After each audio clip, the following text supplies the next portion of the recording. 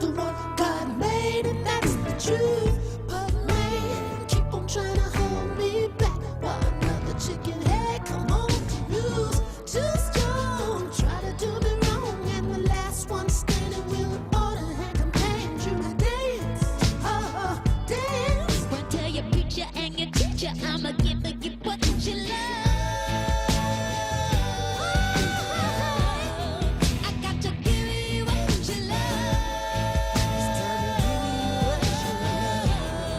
It's time to give you what you love.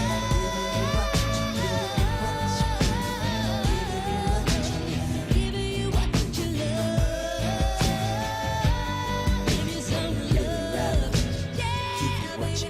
I said I take your time, take what you love, baby, just enough, but never too much, baby. Take your time, take what you love and work it, baby. Cry, you better look at that, baby. Take your time, take what you love, baby, just enough, but never too much, baby. Take your time, I wait and give me some love. Won't you give me what you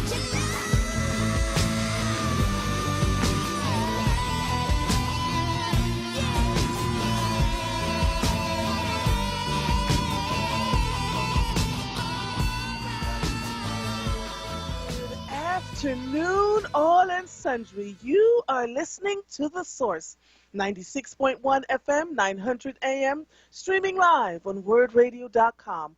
Follow us on all social media platforms at onWURD.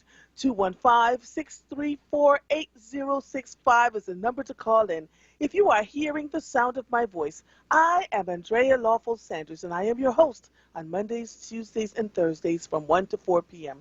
Listen, I've been getting quite a few calls, and people have been tagging me on Facebook about the commercials that we've been having. So I'm starting here about the Trump ads. There have been some Trump ads on WURD radio station, and I want you all to remember that even when I am talking to you guys about voting, I don't tell you who to vote for. We're not supposed to do that, right? We are only mandated to tell you who to tell you that you're supposed to vote.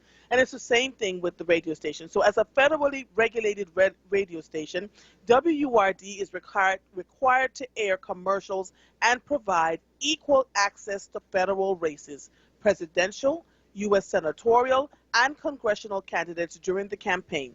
This is not something we sought out, but also something we cannot turn away if we are to stay in compliance with our FCC license. And so for those of you, when you hear the commercials that don't sit well with you, remember that. You know, we're federally regulated, and we must follow the FCC guidelines. The other thing that I wanted to talk to you about is, well, there's a lot. There's a whole lot, right? For those of you who are my social media friends outside of WURD radio, you are already quite aware that on Tuesday afternoon, while I was on the air, I got an email inviting me to see President Barack Obama when he came into town, into Philadelphia yesterday. And the only reason why I went was that we were told that we were not supposed to come out of our cars, and that we would be in our cars the entire time, that there would be jumbotrons. They gave us all these instructions, and so I was like, all right, I can go, I can wear my mask, and I'll try to report live on my social media spaces to anybody who was willing to watch it.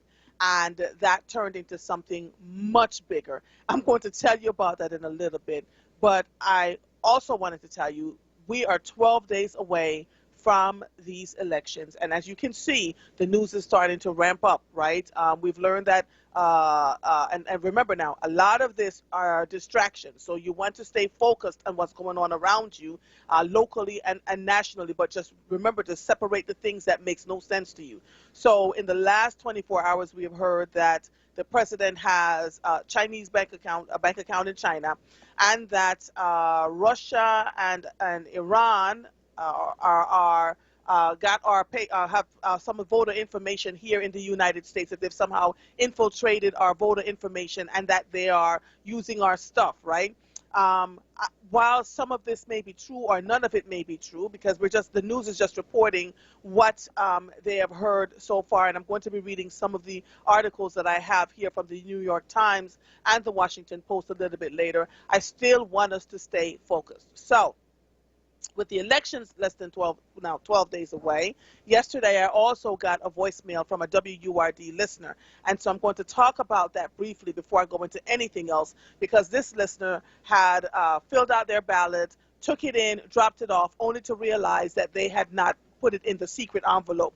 And so was concerned that their vote would be null and void, which is exactly true. So while I was out at the rally yesterday, I stopped and spoke to some people from the Joe Biden campaign and asked, what should this person do?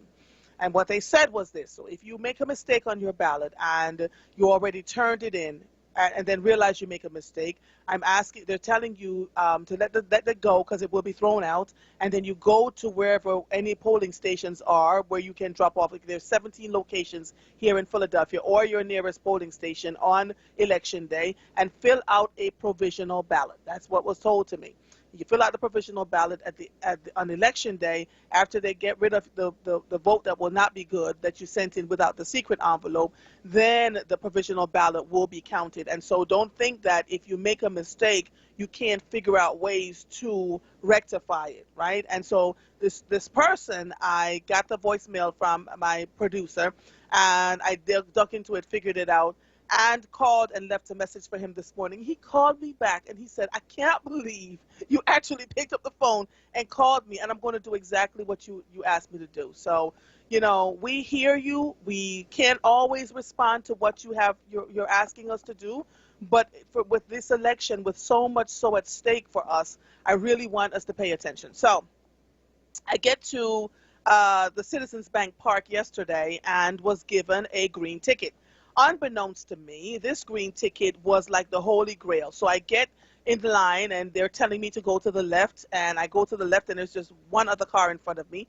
And I'm saying, where in the Sam Hill am I going? And they pull me up under a canopy, and 5 Secret Service agents walked over to my car, and one of them said, good afternoon, ma'am. I need you to get out your car. I need you to open up every one of your car doors and your trunk, drop your bike rack, because I have a bike rack on the back of my car. Drop your bike rack, and we want you to walk away from your car until we tell you to come back. Go over there and let them wand you. So I'm going, So I go over, the other guy in another tent, and the guy wands me, and I'm I'm sitting there going, why are they going through my car? Because to my right were other people who were coming in the gate, and they ran something under their car, had the dog sniff around their cars, but they didn't put them through all the things that I was going through.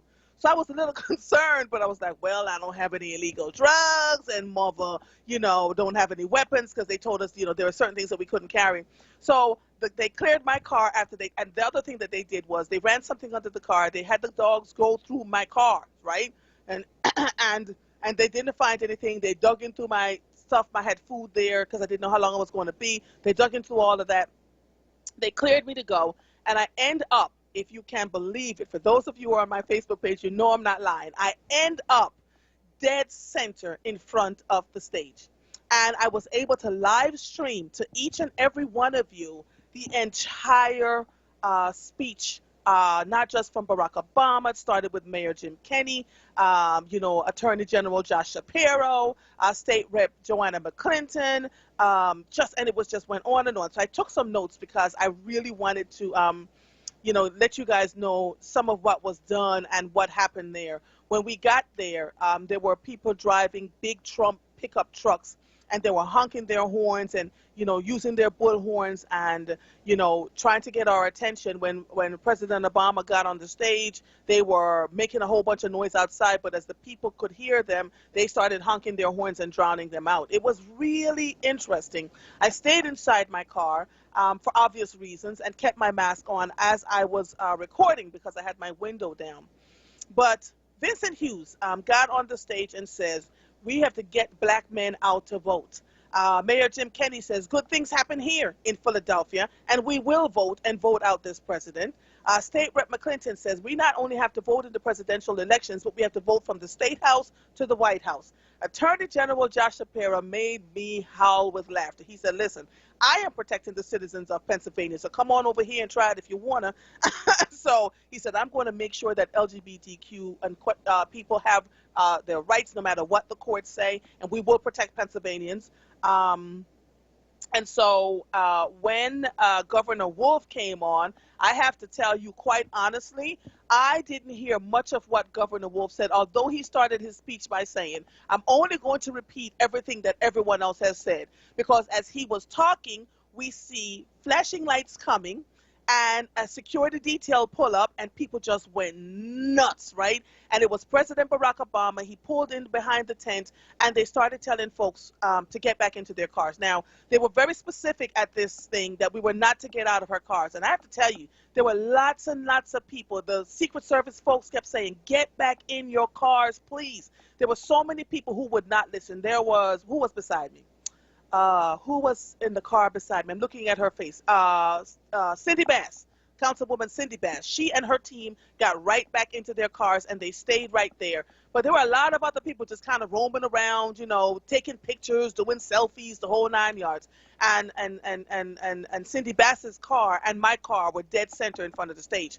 And so we're watching all of this unfold, and I've got to tell you, Charlie Mack came out to introduce President Barack Obama with his daughter. You could tell he was a little nervous. I left Sincerely Sarita out for a minute because she's going to call in at 1:21 to talk about her speech, which I was so proud about.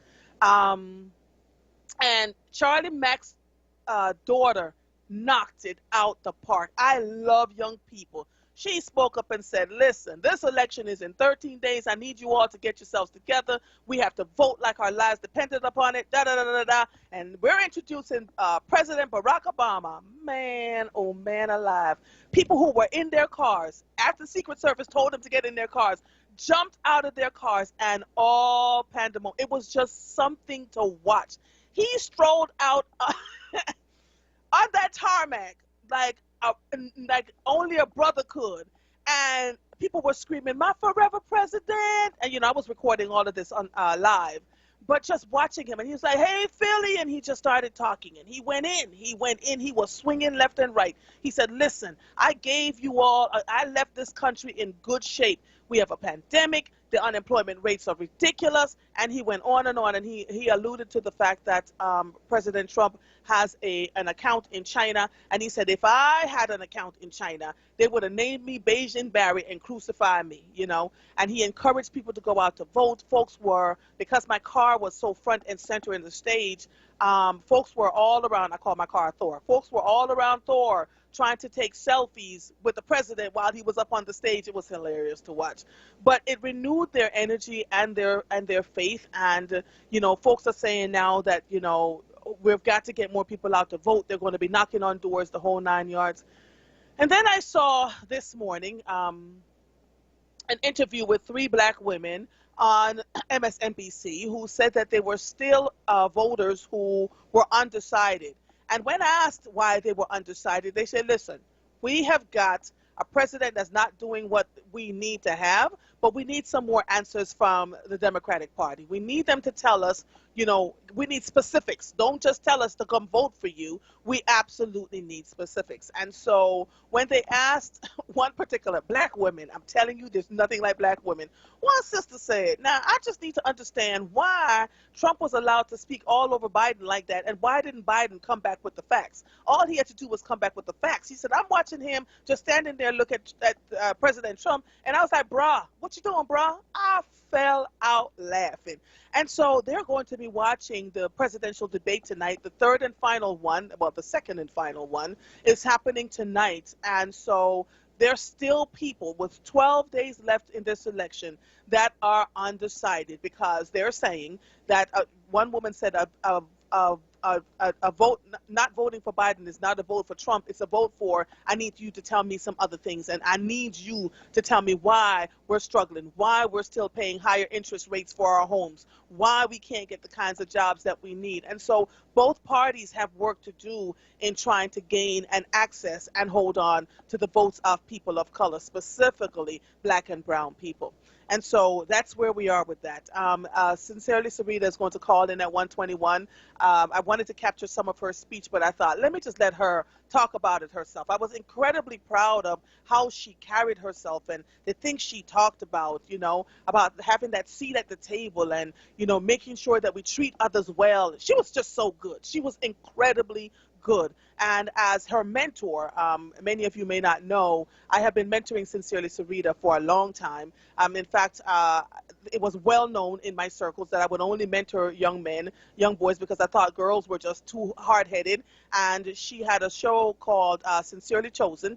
It was her very first interview. She asked me to be her very first person that she wanted to interview. And in the middle of interviewing me, she said, by the way, I know you don't do girls, but can you mentor me, please? And that opened the door to about 15 young women, ages 25 to about 40, that I have been mentoring now for years, just walking with them through their process. So for me to see her get on that stage and have that conversation was a full circle moment for me.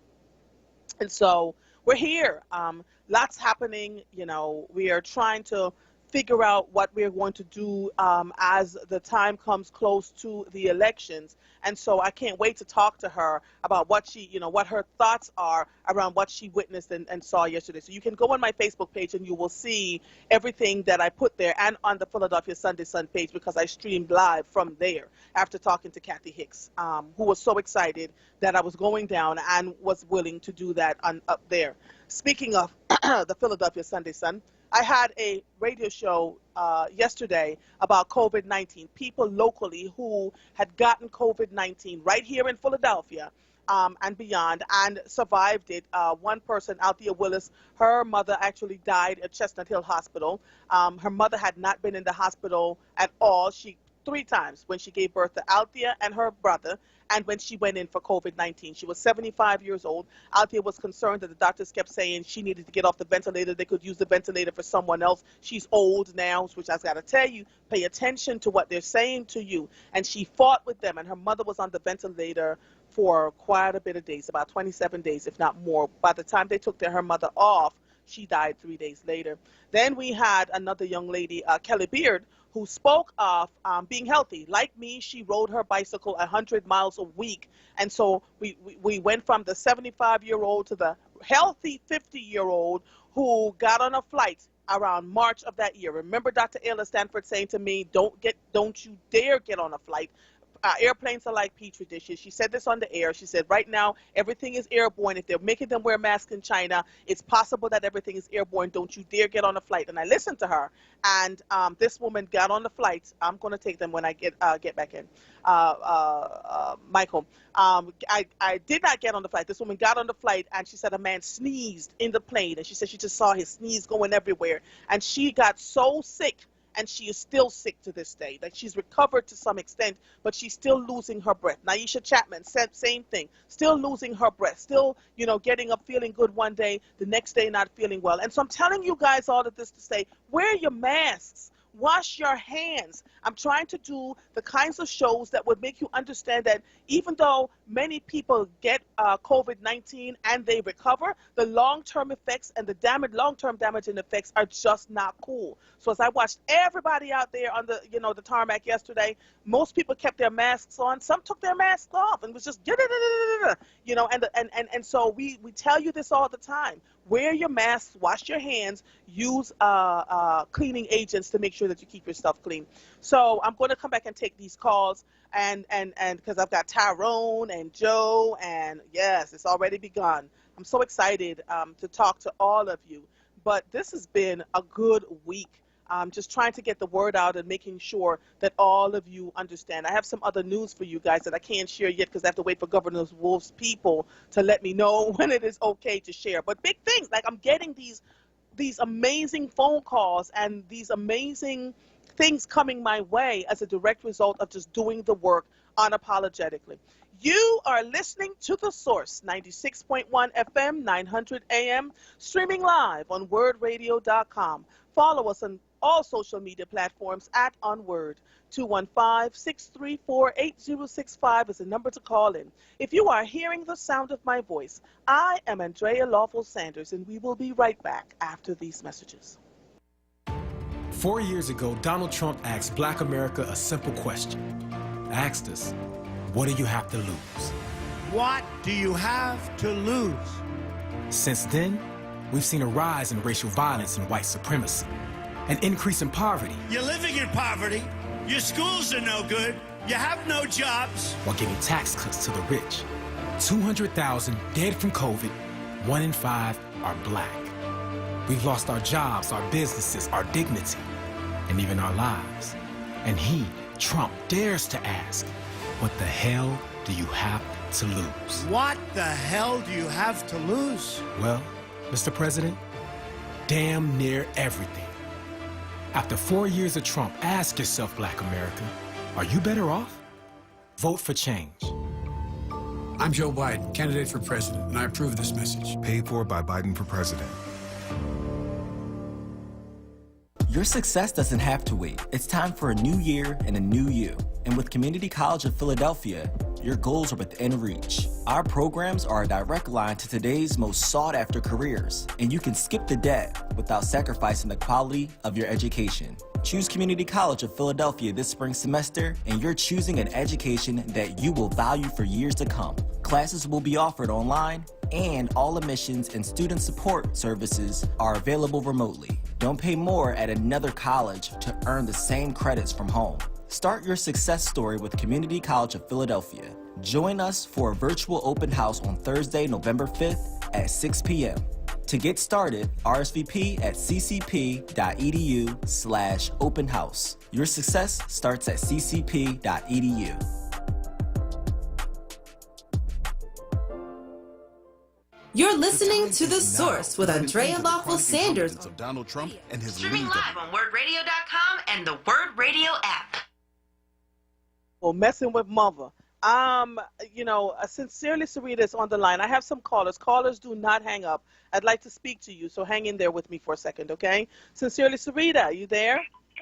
I am. Hello. Hi, honey. All right. How are you? I'm good. We're having an echo for some reason. Is that better? Much better. Okay, there we go. So first of all, congratulations on your speech, your 4-minute speech on the stage before President Barack Obama came up yesterday. What was that experience like for you? I think I'm still processing it, but honestly, the best way I can put it was that I felt, folks, here's how I'll do it. Folks had continuously mentioned to me that, don't be afraid, you don't have to, be nervous or anything like that.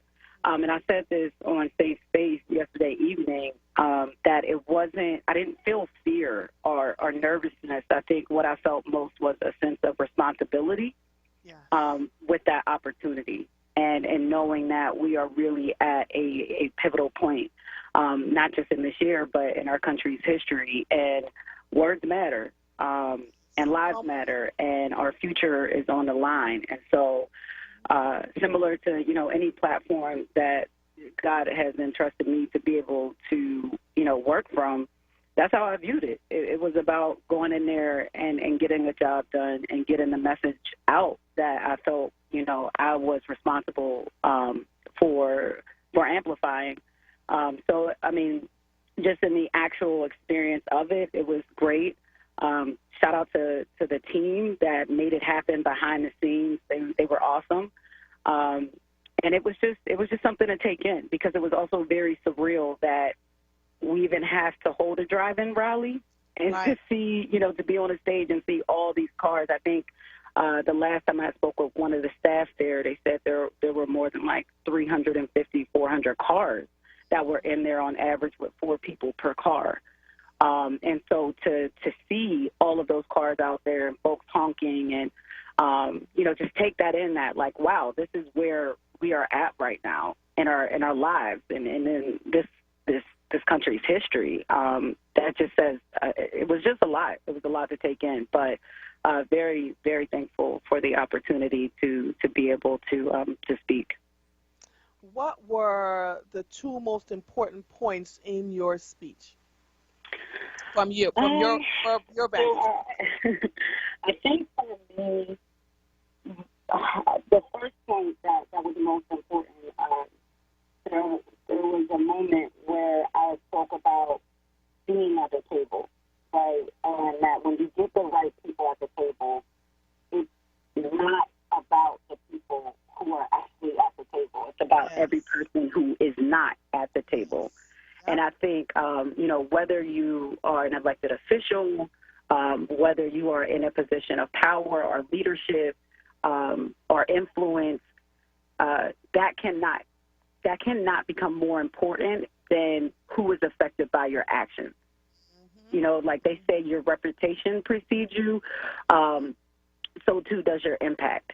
And so that was really a point that just kind of settled in my spirit, not just for, these presidential and vice presidential candidates, but for humanity.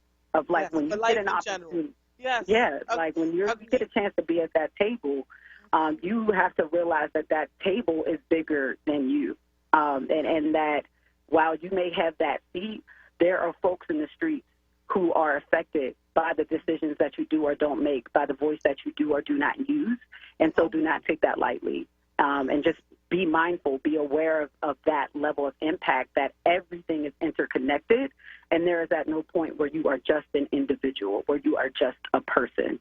So that was something that was really important to me. And I think just the theme, the overall message of the speech in general, which I actually pulled from Jeremiah 29:11, and I didn't expect to go there, but I was in prayer all night once I found out, because I literally found out the day before that I would be going on the next day. And so I just went into prayer and just really trying to tap into what I felt like God needed me to do. And Jeremiah 29:11 was the scripture that settled in my spirit. And it was like, all right, so I know the plans I have for you, and just kept going from there. And so it was about hope in a future and the role that we play in that. And even though, we may not necessarily be at that table that the vice president or the president is going to sit at, we are at a table together right now, the table of life, and we have to decide, what that future is going to be and what hope looks like and what it's going to take to move us forward. So those were the two most important things to me. So when you got finished speaking, now the table, when you spoke about the table, there were two cars between me and behind me, and one of the people said, she was in Cindy Bass's car actually, and she said, now that was good. That was really, really good. People were impressed by what you had to say. So I am going to leave you with this, because I have to take these phone calls and keep moving on with the show. No matter what it looks like, right?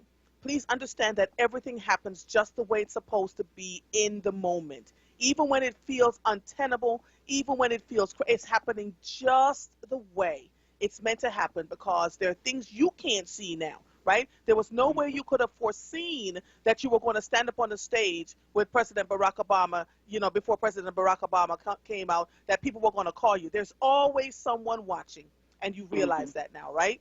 Absolutely. Absolutely. I'm so proud of you. You enjoy the rest of your day, because I know you've got to have your show a little bit later on today, all right? All right. Thank you. All right, sweetie. Bye-bye. All right. All right, so I'm going to take some of these calls, but I just, I want to reiterate something that Sarita said. I met President Barack Obama and Michelle Obama some years ago when I was living in Abington School District, and they came into town.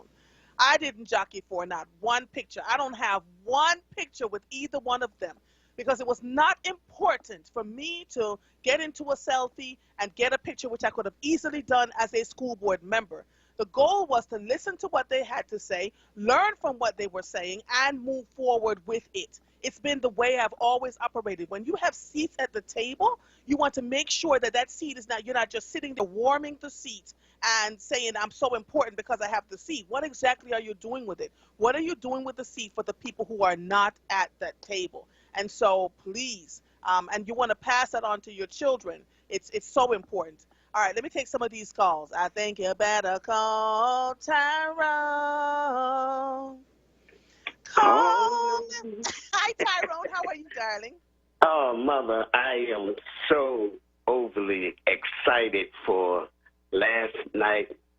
My sis, my God, and just to hear her again. But, Mother, yesterday was just such a wonderful day. First, peace and blessing and much love to everyone. Much love to my WURD family. And I heard what you said when you spoke to Kayla J. And it was the way you said it, Mother, you said it with such passion, such joy, such excitement. I'm just, it kind of put me down there with y'all. Yeah. And I'm just telling you, whatever happens, man, there's been such a rush of everything. Love, hate, a rush of this, that, and the other. But let me just say, y'all did a wonderful job, an excellent job, and we just thank WURD for always being on point and being there. And you can't say nothing but our sis, she spoke from her heart, and she spoke like she always speaks about the compassion of what is real and what is the essence of people. So thank y'all so much for yesterday. Quite welcome. You're quite welcome. You've got to see Sincerely Sarita and her other, they call themselves, they're the ones that tagged me and made me come up with Diva. And so they call themselves the Diva Daughters. And you've got to see them sitting in a room together, just really hashing out what's going on. We tend to undermine young people and think that they don't know what they're talking about. They're smart as all get out. Smart. And they're well thought out, and they watch our behaviors. They watch our actions. They watch what we say. They watch what we do. They watch what we don't say and don't do, right? And one of the things that we have had conversations with them about all the time is, it's not what you say. Pay attention, right? And you don't always have to let the right hand know what the left hand is doing. Pay attention to what's going on around you, because people will show you who they are every single time. And then you move accordingly after that, So I'm proud of them. All right, Tyrone, that was it for you? Tyrone's gone? Yeah, all right. Actually, Mother, hello. Yes. I just want to also commend each and every one of our young folks who registered to vote. Over the weekend, we had a mission that we wanted to try to register every 18-year-old so that they can get the, what it is to get into this electoral process. They just don't know how important it is and the impact they will have if they got just a huge block of 18 years old, because they're living different than how we're living. And they need to be a part of this process. So once again, Mother, thank you for always allowing me to share. You're quite welcome, sir. Have a great day, okay? Do the same. Bye-bye. Love you. All right. Eugene Williams, line 3. Hello, sister. Hi. I'm calling you all the way from Clinton, Maryland. And I must do this today because when I listened to President Barack Obama last night on the television, I said, this gentleman, I've not met him, I've met his wife, this gentleman has the audacity to make this speech. I thought of audacity of hope. I thought of audacity of hope in action. That's what it was. And then I thought, sister and radio audience, about what I did some years ago to remember Barack Obama. I was teaching in a school in Prince George's County, Maryland. I was teaching about Dr. Martin Luther King Jr. and Barack Obama. That particular experience was featured in an article that you can pull up from the Washington Post, teaching hope. Teaching hope. You pull that article. Teaching a vocabulary of hope. That's what it was. Teaching a vocabulary of hope. It's been some years. Now, I wrote a book for young boys and girls years ago when Mr. Barack Obama first became the president. The book is a book that every child there in Philadelphia and all over the United States should have. Why? Because it's designed to improve their vocabulary. It's designed to improve their writing. It's designed to improve their scores on standardized tests. And God has blessed me. I'm going to give you the title of the book. The book is now at the I Promise School, just as my book on LeBron James is at the I Promise School. The title of the book is Words Crossing Across, Word Search on Barack Obama. I did a similar book like that on Michelle Obama, on Dr. Martin Luther King Jr., on LeBron James. Sir, that is actually brilliant, right? Because as they're looking for the word, they're probably going to, because I did that as a child growing up. You know, we did a lot of word searches. And we wanted, what does this, yes, we did tons of word searches. In fact, I still do word searches, right? Because it helps to keep your brain sharp. And so as they're looking up the word, like, well, what does this mean? You know, what is how does this tie to Barack Obama? So that's great. That is great. I have to go to break in about a minute or so. I'm going to end. I'm going to end. Yes. Now, this book is now known all over the world. I saw Mrs. Obama some time ago when they were still in office, and I shook her hands. I have a picture. And I said to her, Mrs. Obama, I wrote a word search book on your husband. I said, I'm going to do one on you. And I did, Words Crossing Across, word search on Michelle Obama. And then Channel 4 television here in Washington, D.C. came after me. They said, you wrote a book on Michelle Obama? And they did a story. And the story, you can pull it up, is Learning Words with the First Lady. Learning Words with the First Lady. And I'm going to end with this by saying that God has gifted this old man, 78 years old, with all of this, and I'm sharing it now because you know, sister, that I'm also the man who got Lift Every Voice and Sing Sung at NBA games, NCAA games, and now NFL games. And my website for that is lifteveryvoiceandsing.org. Please go there, people. And parents, grandparents, aunts and uncles, get the book, Words Crossing Across, Word Search on Barack Obama. It's very inexpensive. It's about $9 or so, maybe even less than that on Amazon.com. So I want to thank you, sister, for allowing me to say these words. Welcome. You're quite welcome. You should pay me for the airtime, though. You just promoted 2 books and a website.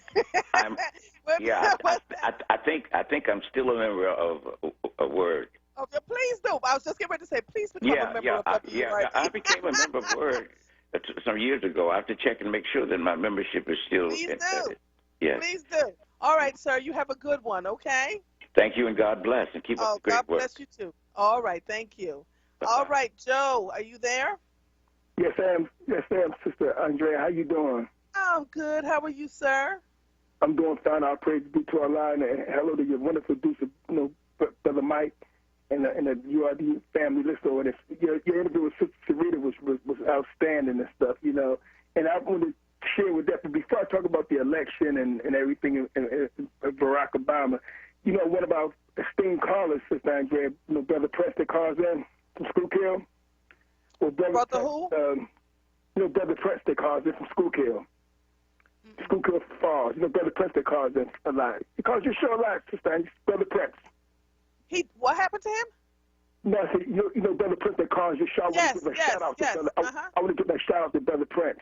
He's the beautiful brother dropped me off a book that he authored called Philly Roulette, The Gamble That Fell.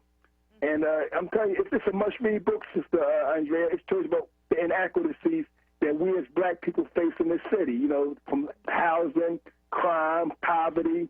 And I don't want to give too much of the book away, but it's a must-read for our people. I hope you and you already get a copy of Brother Prince's book, Philly Roulette, The Gamble That Fell, because it shows with corruption, with some of our black politicians doing things that they know can get them in jail and also hurt the black community and stuff. So it's just a book that our people should definitely get. Prince could tell you more about it if he calls in, but it's a must-read book, Sister Andrea. All right. So hold on, Brothers. Let me take a quick commercial break, and so I can continue talking to you because something just struck me. Before COVID hit, I was interviewing authors of different books, and Prince is no different, right? He's local here to us in Philadelphia. So let's see how we can get him on the air so we can do more than just shout him out, but just talk to him about his book. Because we, at this radio station, if we're going to talk about being for the people and by the people, we've got to be able to help the people and promote the things that they're doing. Hold on one second, okay? You are listening to The Source, 96.1 FM, 900 AM, streaming live on WURDradio.com. Follow us on all social media platforms at onWURD. 215-634-8065 is the number to call in. If you are hearing the sound of my voice, I am Andrea Lawful Sanders, and we will be right back after these messages. Man, this coronavirus has us all moving differently. No doubt.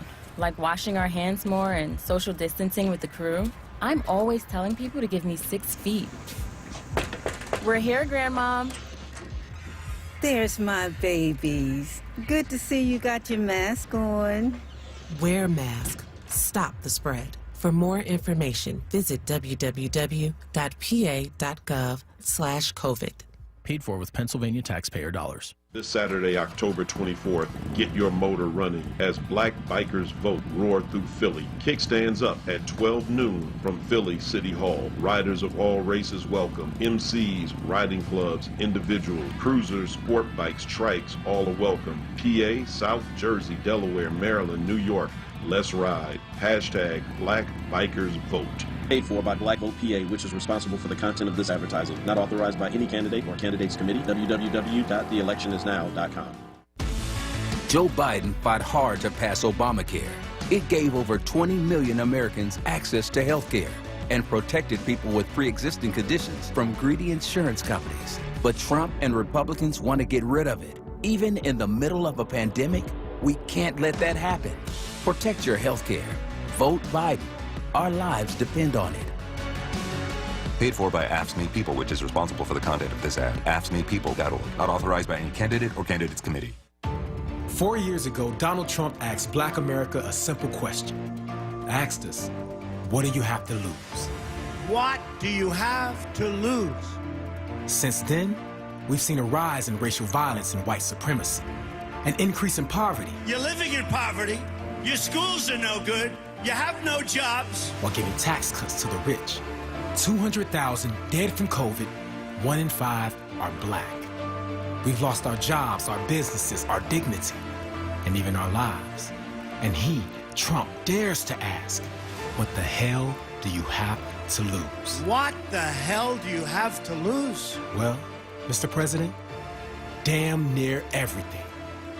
After 4 years of Trump, ask yourself, Black America, are you better off?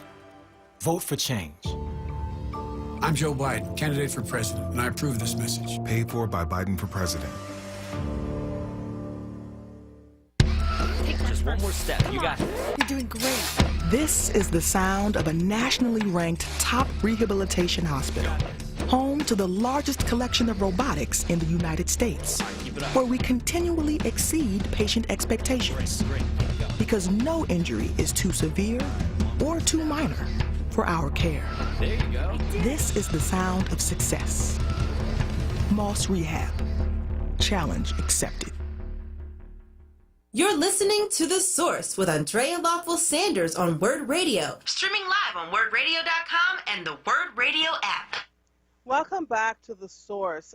Brother Joe, are you still there? Yes, I am. And just for the record, Sister Andrea, I want to say, me and Brother Presser, as well as Brother Tyrone, we definitely members of the WRD. We renew our memberships every year, so, yes. I just want to put that in there. But anyway, Sister Andrea, thank you for letting me say what I said just now. I will move on to the election. Yes. You mentioned when you first came on about the sisters that were saying, I think it was the 3 Black women that said they was undecided about who they was going to vote for. Is that correct? Yes, sir. They were on MSNBC this morning. Okay. See, and I know people don't want to hear that, but I feel where those sisters coming from because, like I've been saying all along to the various hosts on this station, it's not enough to just tell people, Black folks, well, Trump is bad. We know he's bad. We know he's no good. But tell Black people specifically what you're going to do for them. See, why is it that when it comes to Black people, you can tell Jews and everybody else what you're going to do for Israel, but you can't say specifically what you're going to do for Black people. So I'm not saying don't go out and vote next week. Of course, go out and vote and make the right decision. But my point is that we should hold Biden accountable. It shouldn't be just a cheerleading thing that we just happy to get rid of Trump. Because if we just get rid of Trump and Biden get in there and just at the very least just be ignored, then what good is that? I want a politician that's going to do for our people. We get a Democrat Party 90% of our vote every time, whether it's on city, state, or local elections, Andrea. Even you go back with Brother Malcolm said back in the 50s, we put the Democrats first, but they put us last. They deal with nobody's situation better, especially the black women who are the backbone of the Democrat Party. So I want I'm not speaking for me. I want something for my vote. I'm not just going to be voting for Joe Biden just to be happy. I want him to do something for our people, and I'm clear on that. Just like I held Barack Obama accountable. I know a lot of black people don't want to hear that, but I held Barack Obama accountable. You can like somebody and still be critical of them. Don't mean there that you go, like both hands. There you go. That's so. So Joe. Here's the deal, though, Joe, and this is something that I say to people all the time. You can like someone and criticize them too, and give them feedback, right? We have a tendency in our communities to go, well, you know, that's so-and-so, you can't criticize them. Then how do you help? How do you get help, right? If we hang out in the corner and say, well, we can't say anything about them because they're so-and-so, that's not how that works. When I go into corporate America, and because I've been in it for years just working as a contractor with them, I watch those white men specifically just, you know, so don't do that, and they move on and they get it to work and they talk it through.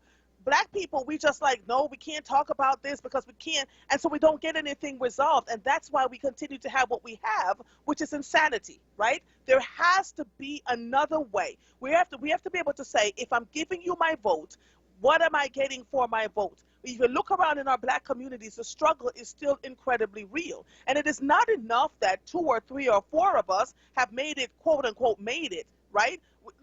Like Sarita says, if you are at the table, it is not about you at the table, but of the people that are not at the table, right? And so we have a responsibility to hold folks accountable for the things that they say and do when we elect them and put them into office. I absolutely agree with you on that. And at some point, we have to stand in the gap and say, enough.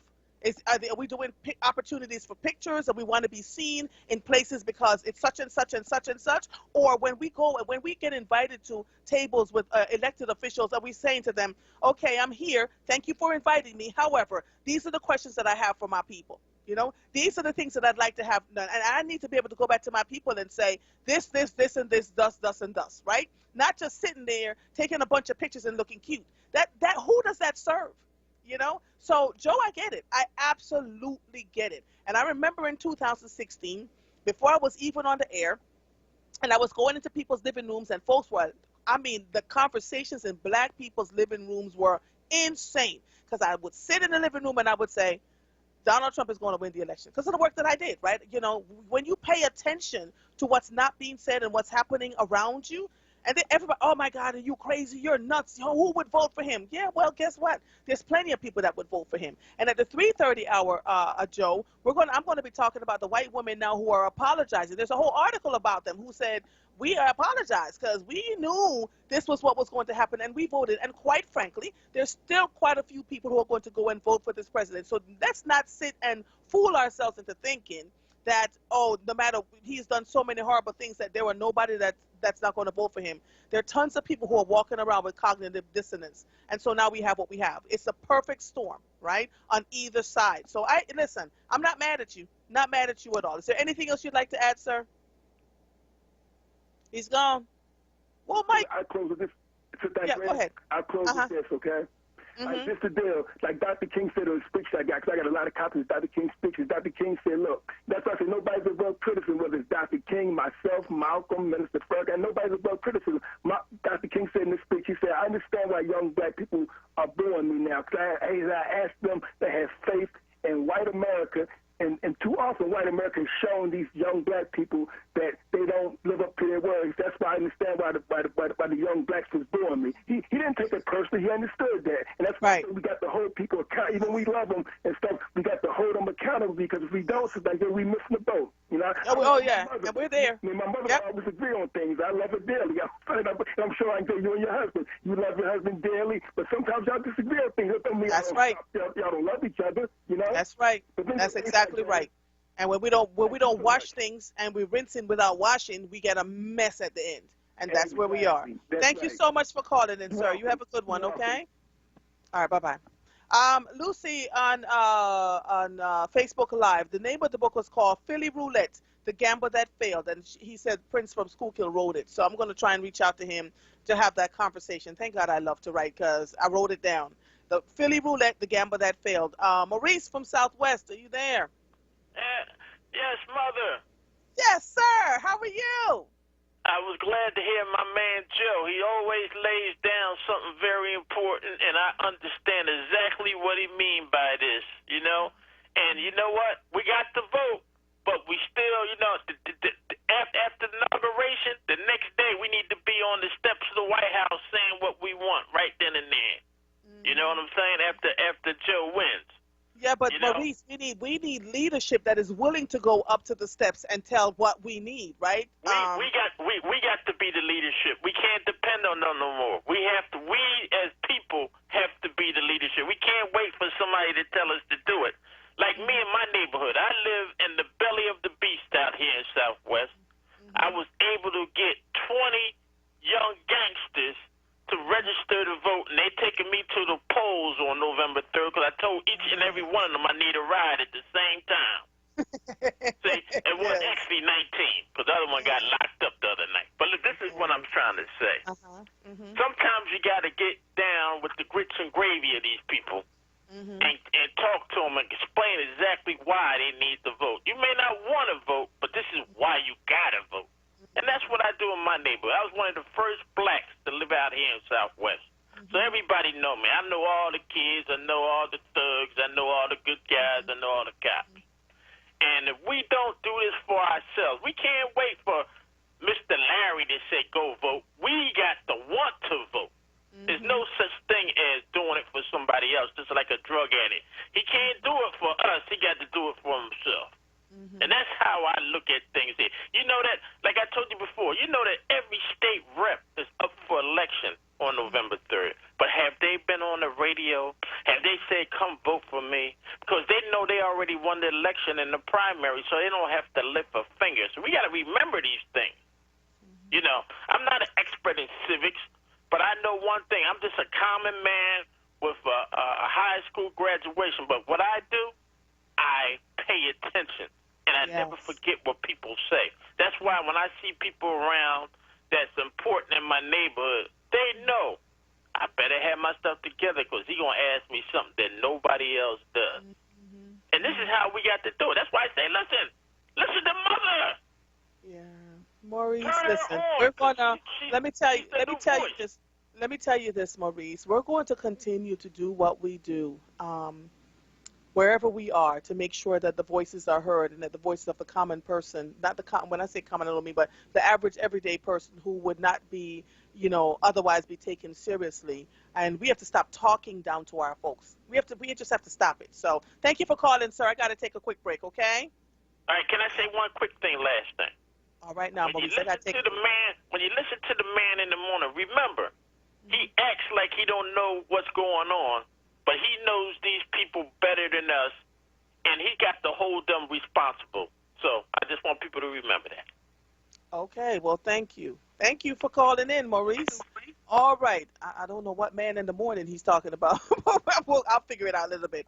WURD Radio has a powerful environmental justice initiative, onWURD. Through onWURD, we've hosted rich and unique conversations about the importance of environmental justice, especially in Black communities. That's why we have chosen A Terrible Thing to Waste, Environmental Justice and Its Assault on the Mind by Harriet A. Washington as our Black Words Book Club selection for the month of October. Buy the book at any bookstore or online and read with us this month. WURD members get your copy at Harriet's Bookshop located at 258 East Girard Avenue in Philadelphia to receive 20% off. Learn more about onWURD at onWURD.com. You are listening to The Source, 96.1 FM, 900 AM, streaming live on WURDradio.com. Follow us on all social media platforms at onWURD. 215-634-8065 is the number to call in. I am Andrea Lawful Sanders, and we will be right back after these messages. 4 years ago, Donald Trump asked Black America a simple question. Asked us, what do you have to lose? What do you have to lose? Since then, we've seen a rise in racial violence and white supremacy, an increase in poverty. You're living in poverty. Your schools are no good. You have no jobs. While giving tax cuts to the rich. 200,000 dead from COVID, 1 in 5 are Black. We've lost our jobs, our businesses, our dignity, and even our lives. And he, Trump, dares to ask, what the hell do you have to lose? What the hell do you have to lose? Well, Mr. President, damn near everything. After 4 years of Trump, ask yourself, Black America, are you better off? Vote for change. I'm Joe Biden, candidate for president, and I approve this message. Paid for by Biden for president.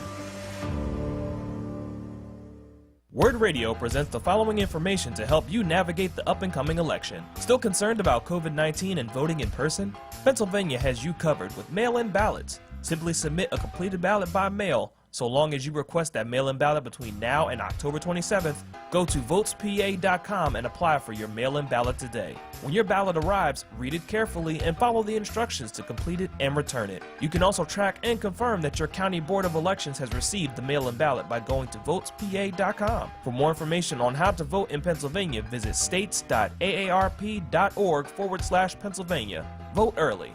WURD Radio presents the following information to help you navigate the up-and-coming election. Stay informed and vote. For more from Charles Ellison, tune in Monday through Thursday from 10 a.m. to 1 p.m. or visit wordradio.com. At PICO, we know one thing is certain. Times have changed. From kitchen classrooms to couch conference calls, searching for a new job, or new ways to keep your family connected. These changes have become a part of our reality. That's why our teams are working 24/7 to meet the needs of our communities. So no matter how much things change, you can depend on PICO to be there with the energy and help you need to power through. Learn more at pico.com. New Voices for Reproductive Justice is registering Black women and their families in Philly to vote. The general election is on November 3rd. You can register to vote online at rock.vote/New Voices. That's rock.vote/New Voices. The deadline to register is October 19th. If you need assistance registering to vote, visit newvoicesrj.org. Lifting every voice till earth and heaven ring. This is WURD Radio, 96.1 FM and 900 AM WURD Philadelphia. Black Talk Media. You're listening to The Source with Andrea Lawful Sanders on WURD Radio. Streaming live on wordradio.com and the WURD Radio app.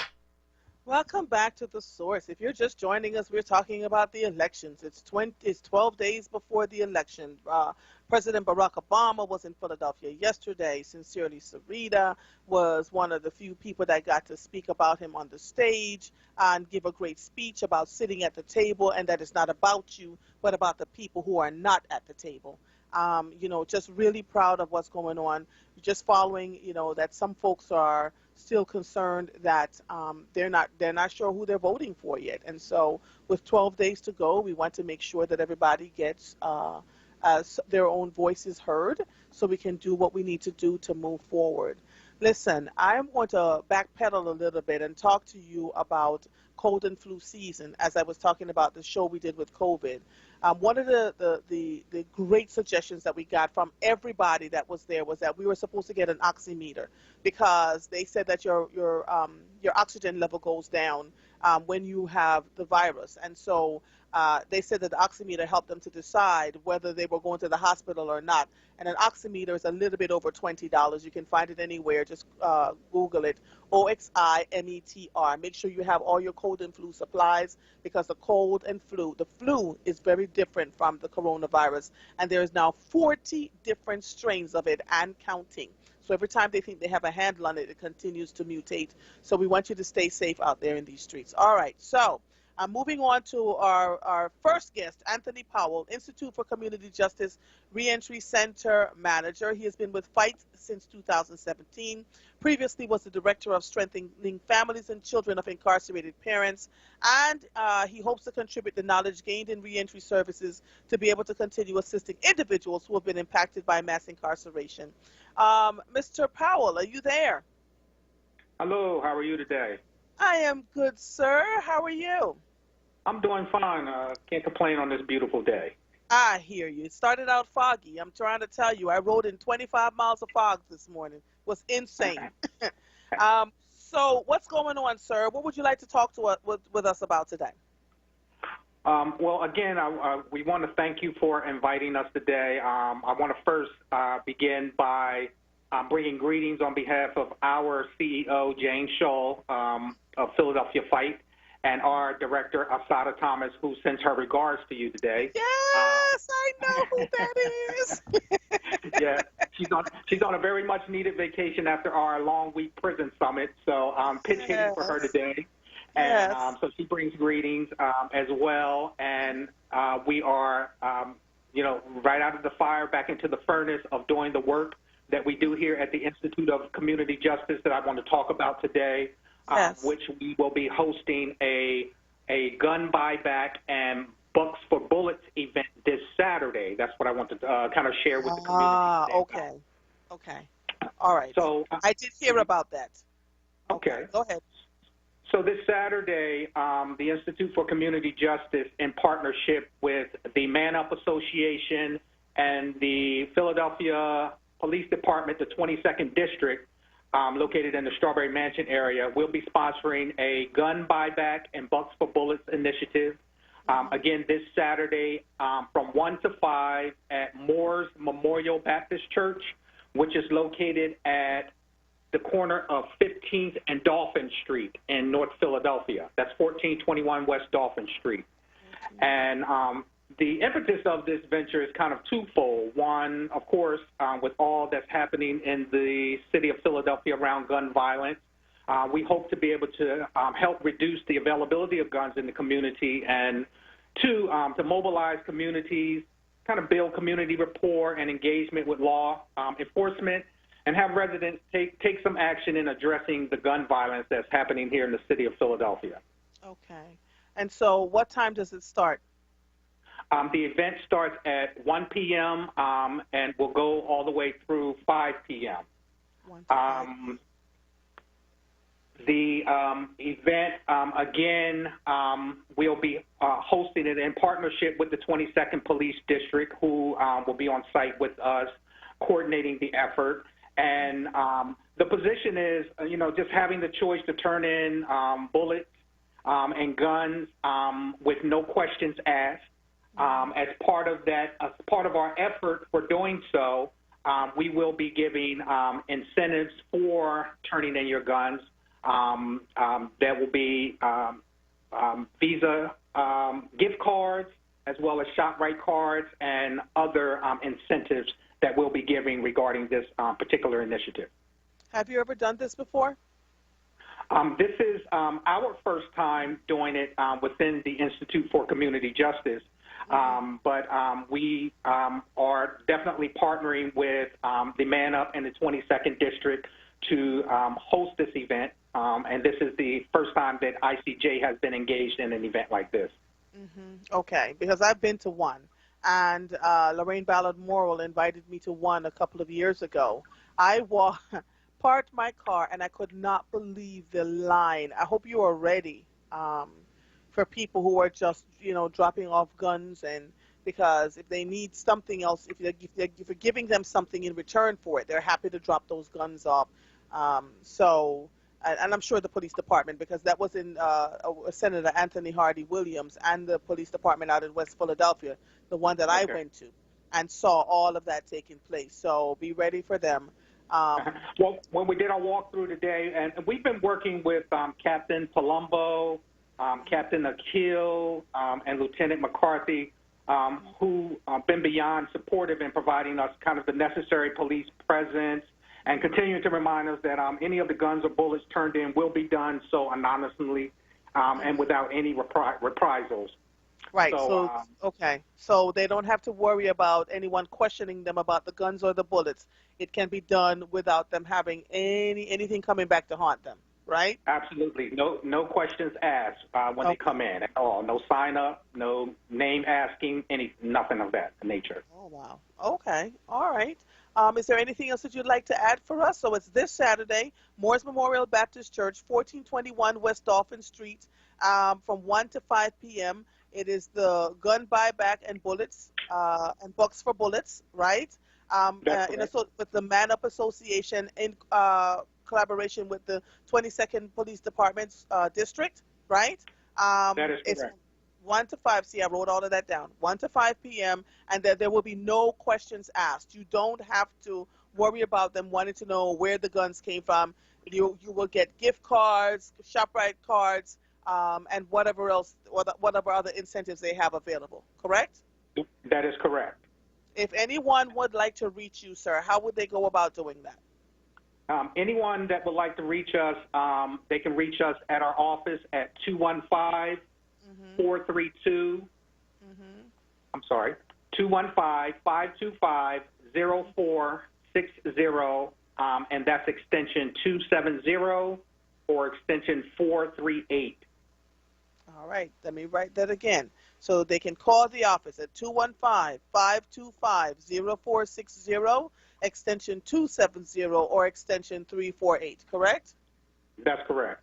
Well, I wish you the very best. I wish you find everything. I wish all the people would come. There's been a lot of gun buying in recent weeks and months and actually years. And we've seen that there's a lot happening in the streets and people are losing their lives as a direct result of gun violence in so many parts of this city. And so I wish that, you know, my wish for you guys on Saturday is that you're able to buy back as many guns and bullets as you possibly can, and that it becomes a little bit safer on the street as a direct result of your efforts, okay? Absolutely. Well, we thank you for having us, and we also want to remind everyone that the Institute for Community Justice, although due to COVID, we are closed to the public, but we are open by appointment only. So anyone that are in need of our services can call either the number I gave you or our 1-833 number, our 24-hour hotline at any given time, and someone will get back to them within 24 hours to see what kind of services they are in need of. All right. What's the 1-833 number? That number is 1-833-763-4448. 4448. All right. Anthony Powell, Institute for Community Justice and Reentry Center Manager.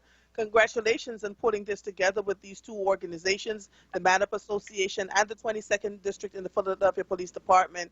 Let us know how it went, okay? Absolutely. And again, we thank you for having us today. Oh, you are quite welcome, sir. Have a good one. You do the same. All right. Bye-bye. Bye-bye. All right. Buy back guns and bullets, y'all, at 1421 West Dolphin Street, Moores Memorial Baptist Church in the heart of North Philadelphia from 1 to 5 p.m. this Saturday, October 24th, 1 to 5 p.m.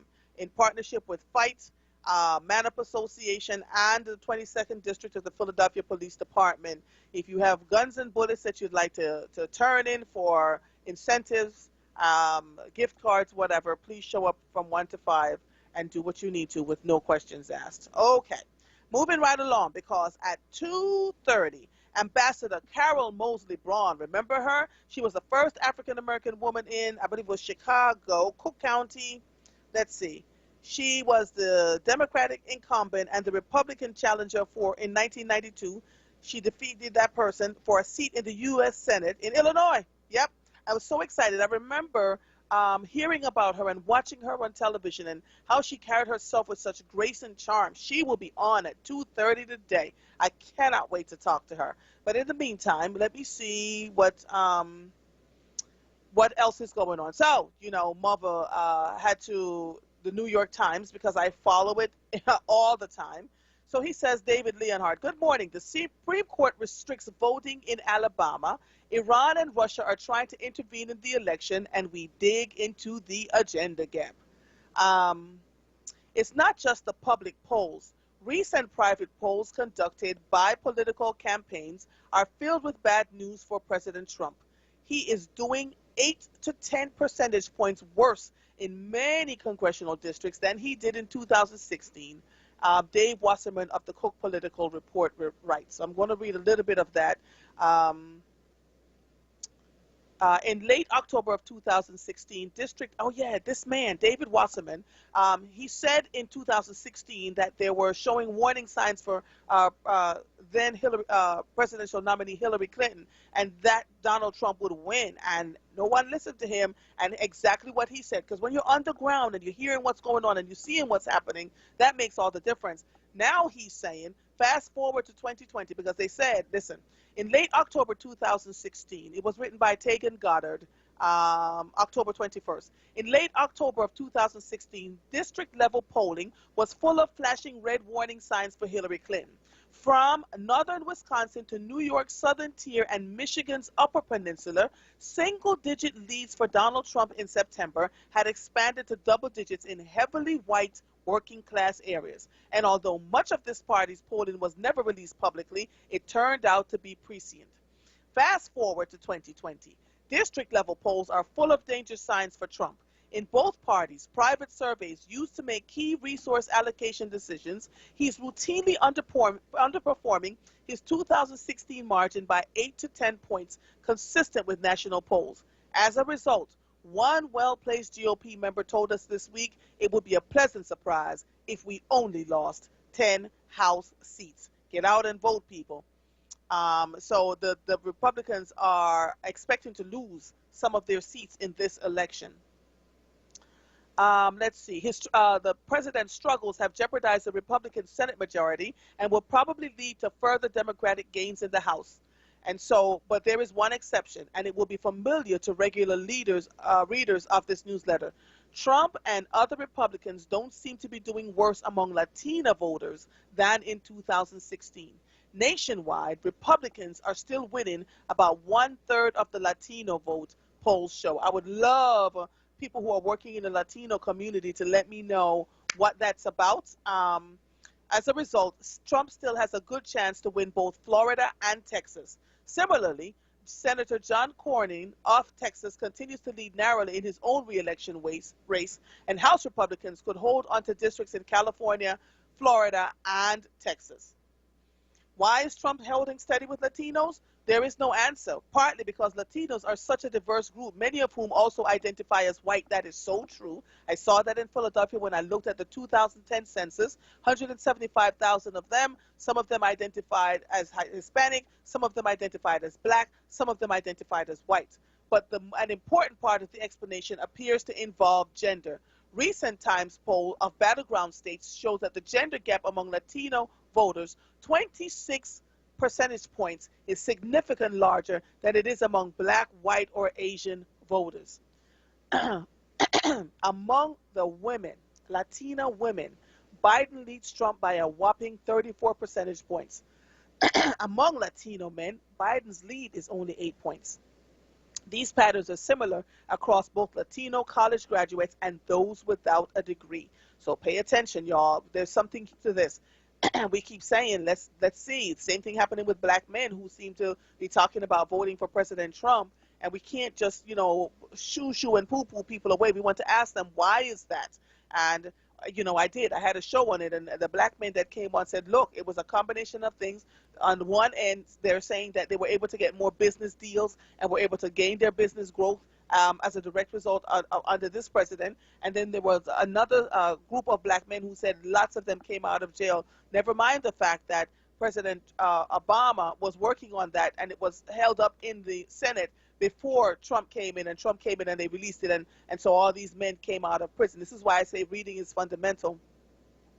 We're going on to talk about the virus now. Boston halted in-person schooling for those students who had returned after the city's test positivity rate climbed above 5%.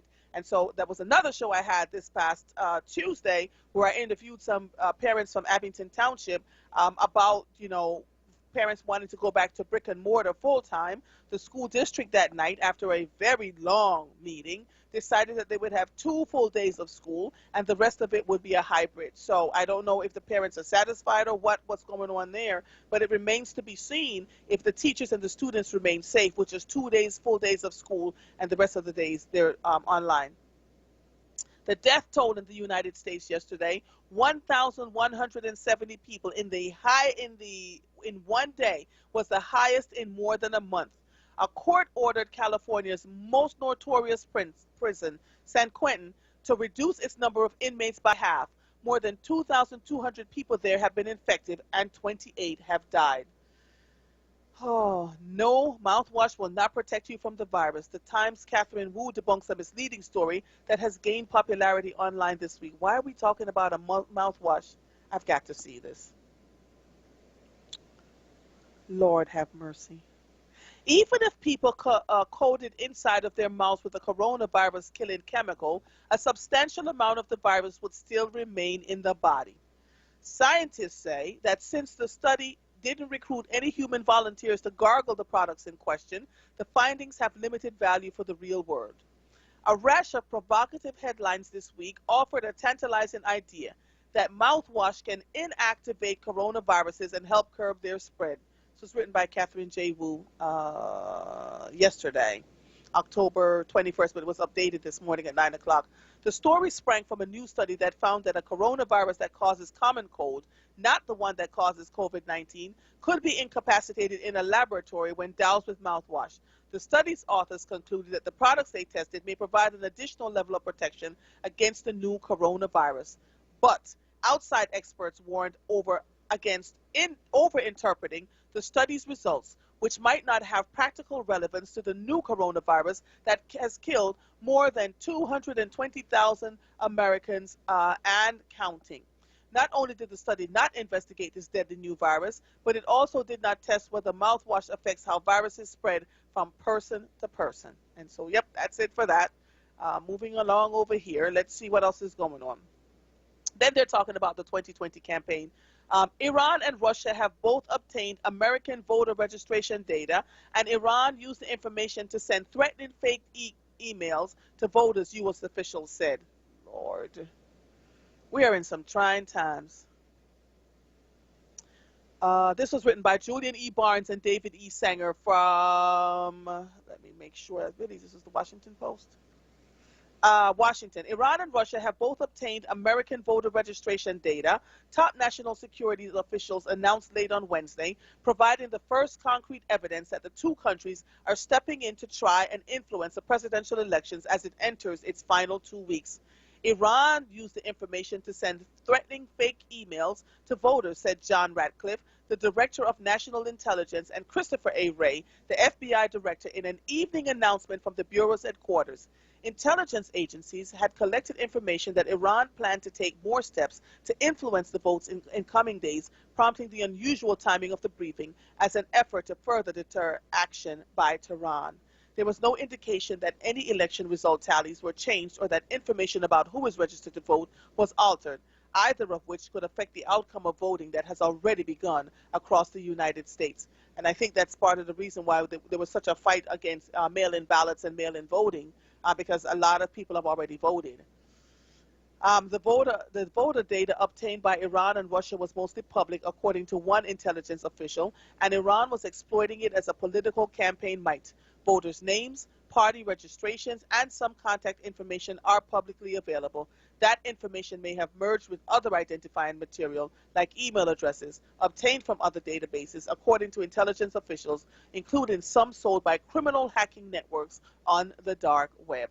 So pay attention. If you get an email that seems fishy, pay no attention to it. The Supreme Court, oh wow, has issued another ruling along partisan lines that restricted voting access. The 5 Republican-appointed justices blocked curbside voting in Alabama. The Democratic-appointed justices dissented. Here we go. At his first in-person campaign rally for Biden, Barack Obama took sharp aim at Trump's record. Look, I get this president wants full credit for the economy he inherited and zero blame for the pandemic that he ignored, Obama told supporters in Philadelphia. Biden and Trump will meet in Nashville tonight for the final presidential debate, moderated by Kristen Welker of NBC News. And so you can watch it on the Times website. The many polls released yesterday told a clear story, Nicole writes. Joe Biden holds a significant lead, even if it has to come down a bit from his post-debate peak. Oh, there's a great picture of Barack Obama in Philadelphia and people taking photos of him.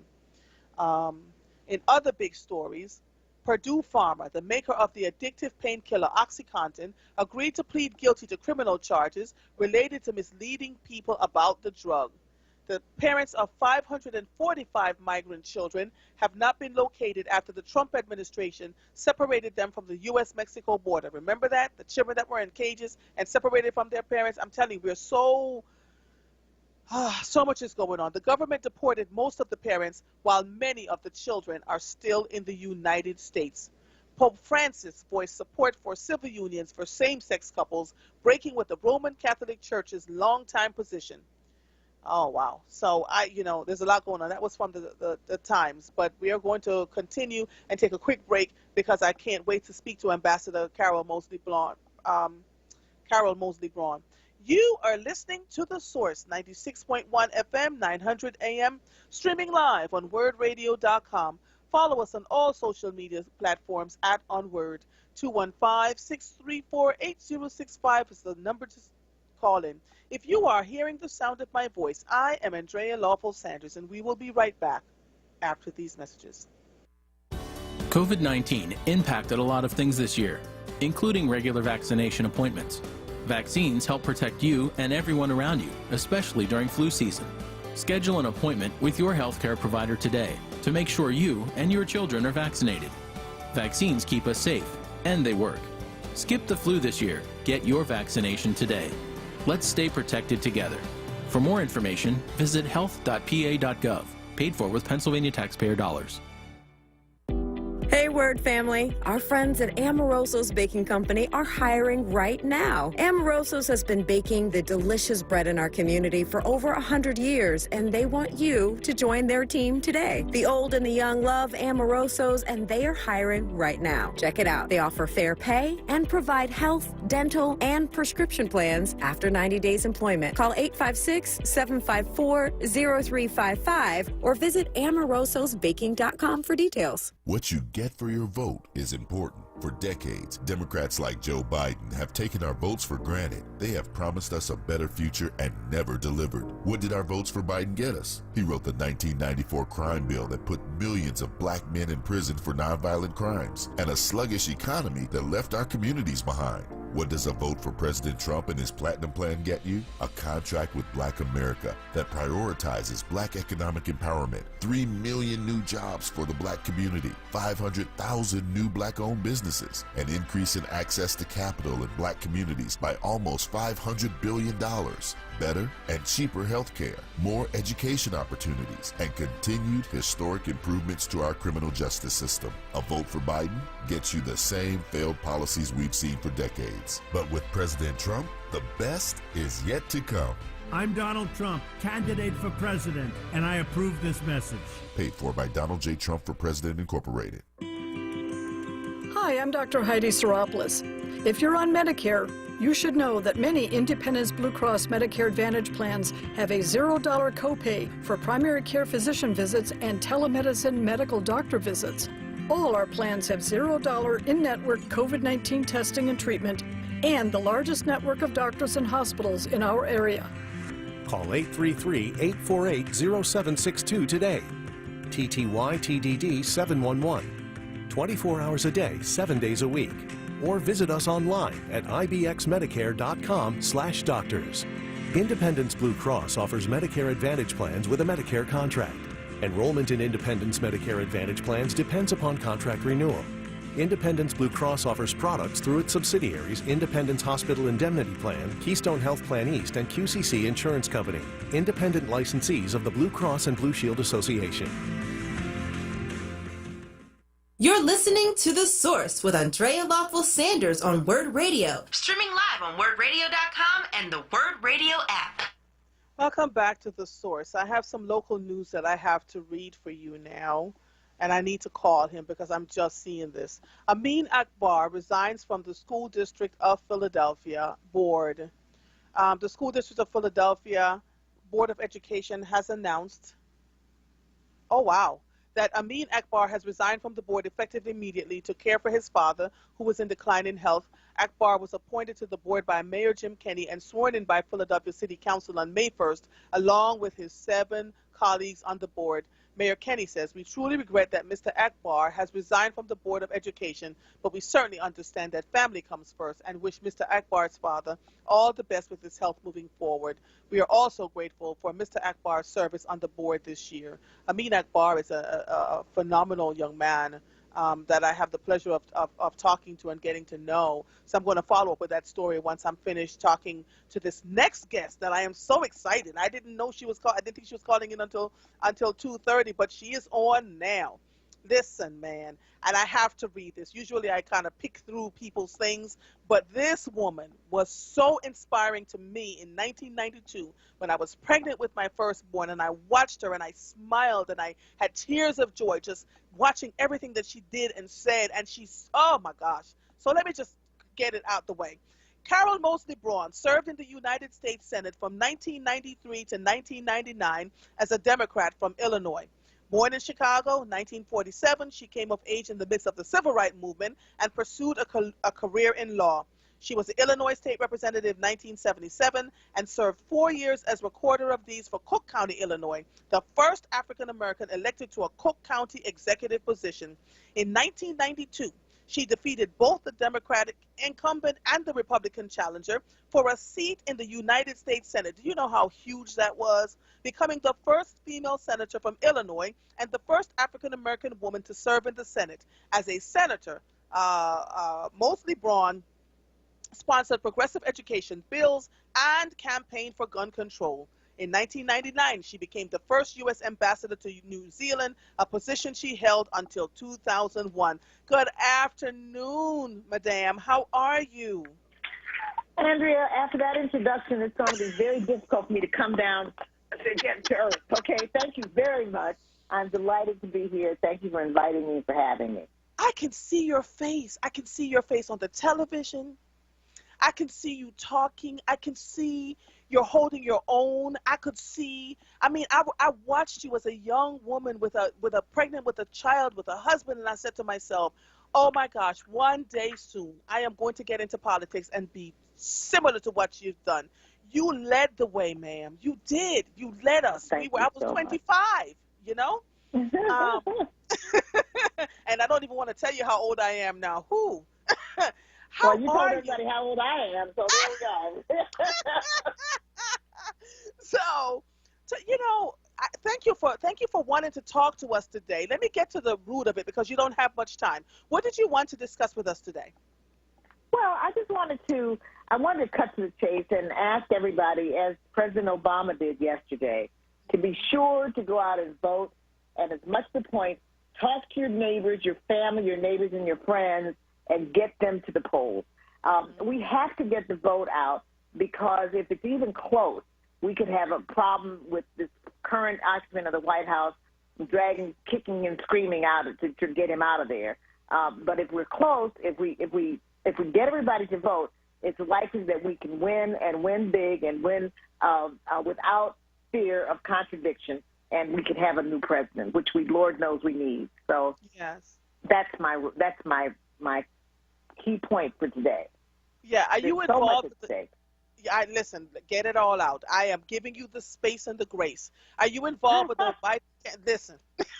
As a volunteer, I am. I worked with Joe Biden for 6 years and worked closely with him. And so I can speak with real authority to the man's head and his heart.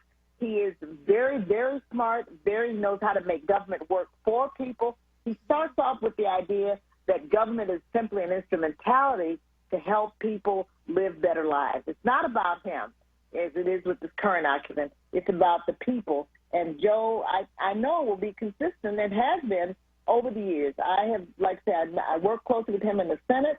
I was on the Judiciary Committee for a couple years, and then he swore me in as ambassador to New Zealand. I went to his son Bo's funeral. I mean, so I feel strongly that Joe Biden is the right person for these ridiculous times that we live in. We've got a terrible pandemic to deal with, and this current president is trying to ignore and just pretend it away, which, of course, you can't do because it's reality, and you've had 221,000 Americans dead for no good reason. So I gather you guys have got like 8,500 in Pennsylvania. Yes, we have, and the numbers continue to climb, you know. We're very concerned here. Well, and as we should be, as you should be. I mean, we all should be concerned about this because this is a preventable tragedy. There's no question. Obviously, the plague or the virus was not his fault, but he did nothing. He fiddled while Rome burned. I mean, you know, the fact is that when he had the information and could have gotten started on trying to provide the country with some safety and security against this virus, he didn't. He did nothing, tried to pretend that it was going to go away, and then he started talking about Lysol and bleach and whatnot. So we have someone in place right now who doesn't care about the public. He cares all about him and all about what he wants to do and his profile and his whatever, I mean, you know, his family. But past that, you don't have the kind of protection of the American people that the people deserve. And so that's why I think we absolutely positively have to elect Joe Biden. And I'm encouraging everybody in Pennsylvania to please come out and vote for him starting now, actually. So here's my question for you, because we have WURD Radio's Black Talk Media, and we have been, a bunch of people have been calling in, asking different questions, and have some concerns. So you clearly know Joe Biden, right? Yes, you've spent absolutely. quite a bit of time with him. What do you say to the voters that are still undecided because of everything that's happening in their communities and they're not feeling that they're being heard? And how do you explain to them, ma'am, that how will change come on their behalf, if you possibly can at this point?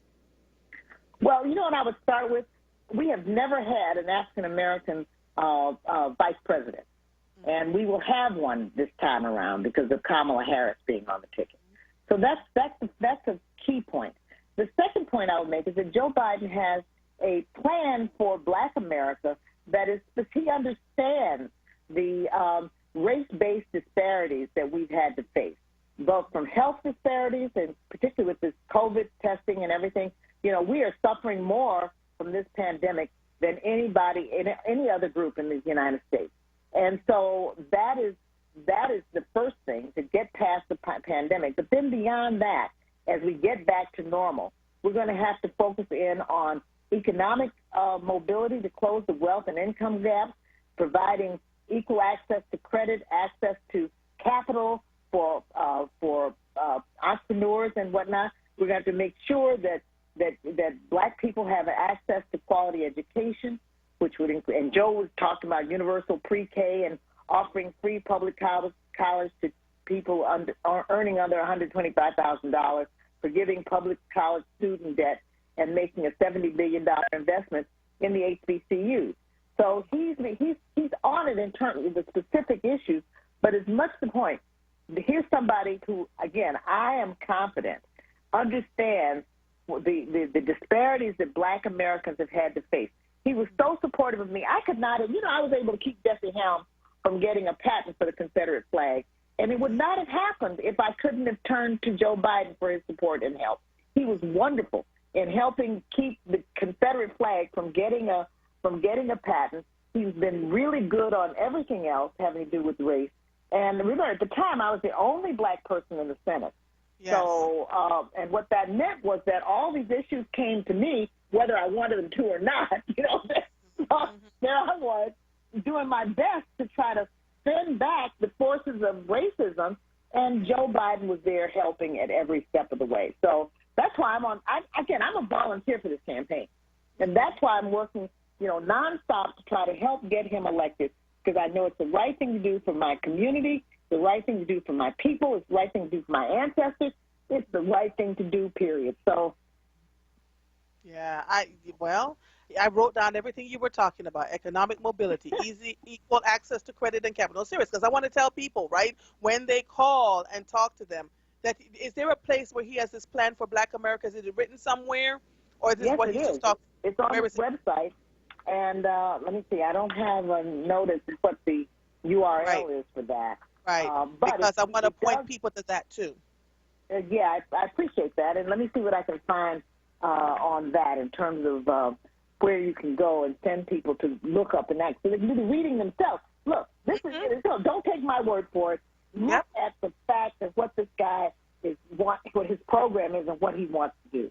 And I think you will be favorably impressed and hopefully inclined to go vote for him because he deserves our support. He certainly has earned it, and he will do the right thing by our people. Okay. So you have been watching this country now since you've gotten out of office. You've been an ambassador, Ambassador Mosley Braun. I like that name. And you have been volunteering for the Biden campaign. You've watched African-American women specifically, such as yourself. You've been a cheerleader and a team leader for us for the years, so that many of us had to come behind you and do what we're doing. Where do you see us, black women, in the scope of things with Kamala Harris now being a vice presidential candidate, that close to becoming president of the United States of America? What are your thoughts around where we were then versus where we are now versus where are we going? Well, I have to say this. I am encouraged where we're going, and because of where we are right now.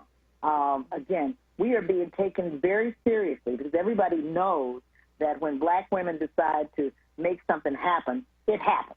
And it's just that simple. I mean, the support of black women was why Joe Biden's campaign survived South Carolina at a time when the so-called pundits were saying he was through dealing, but it was black women who bailed out his campaign back in South Carolina.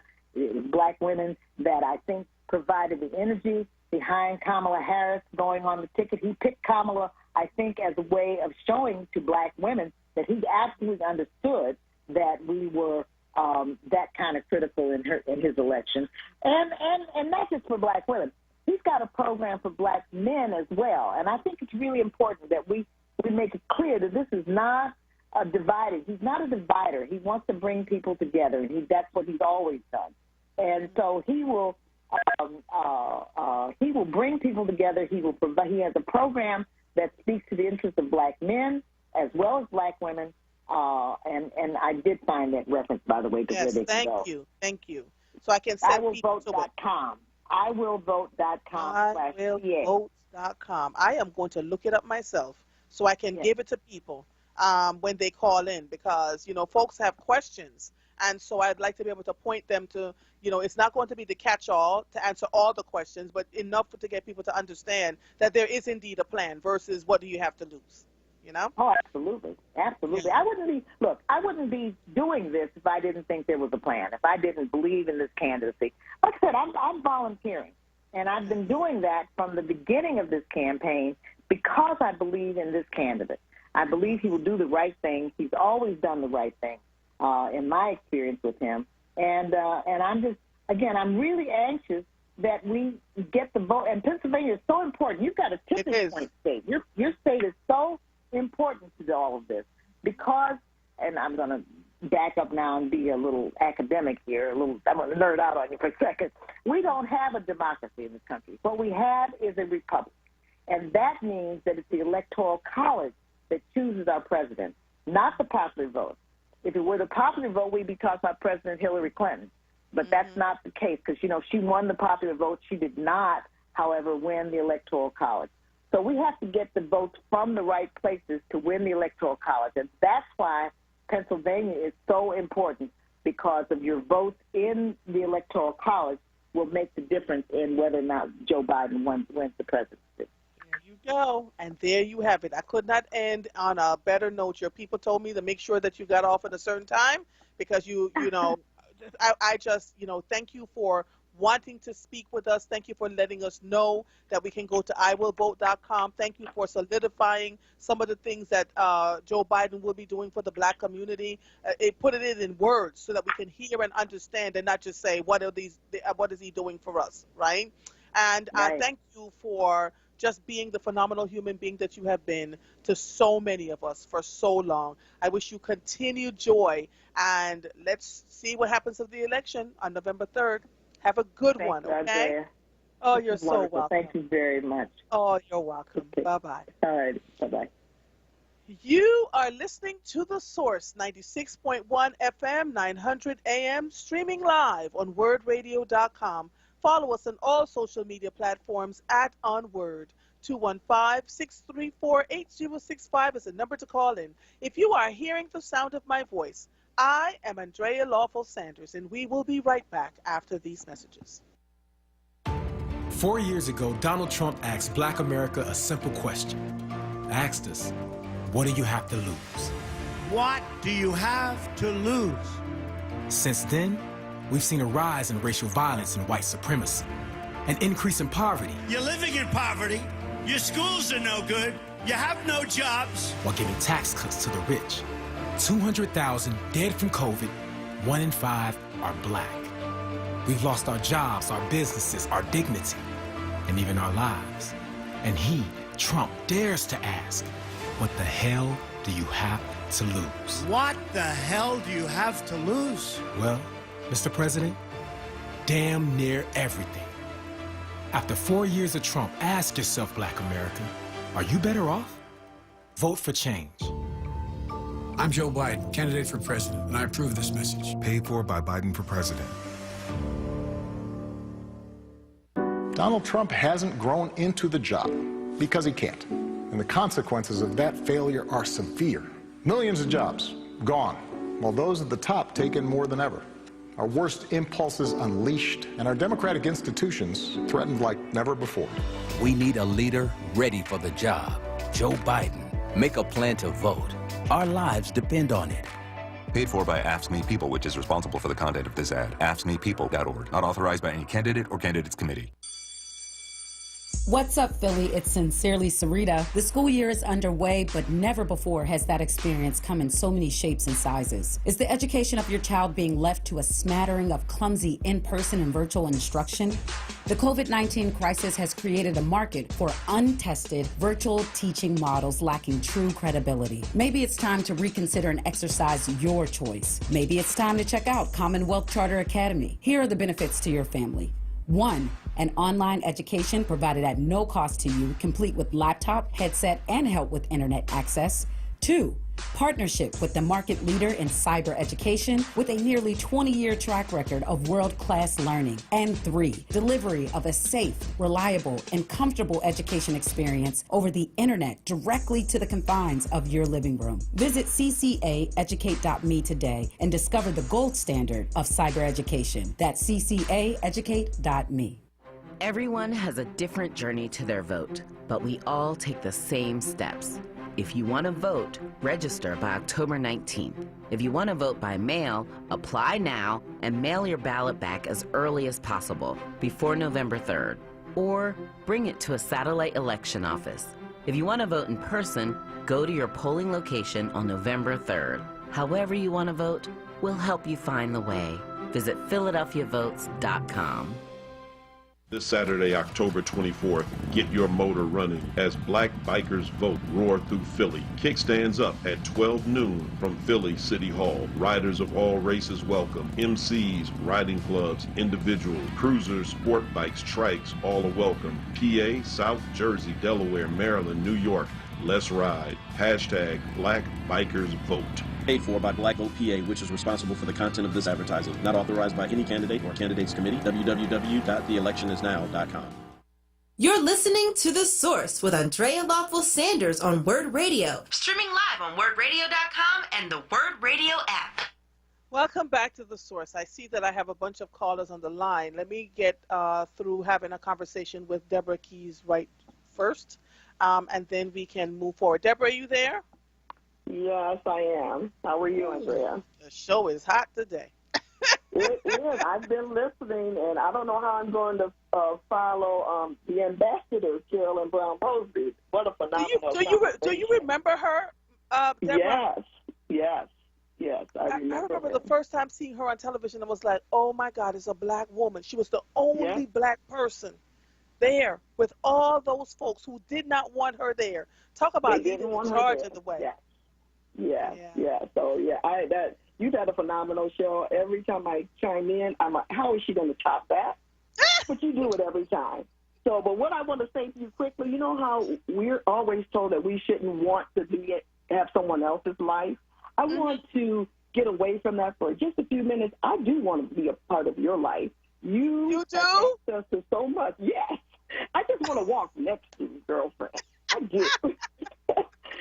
You want to ride my 25 miles a day, too? I want to touch the hem of your garment. How about that, my sister?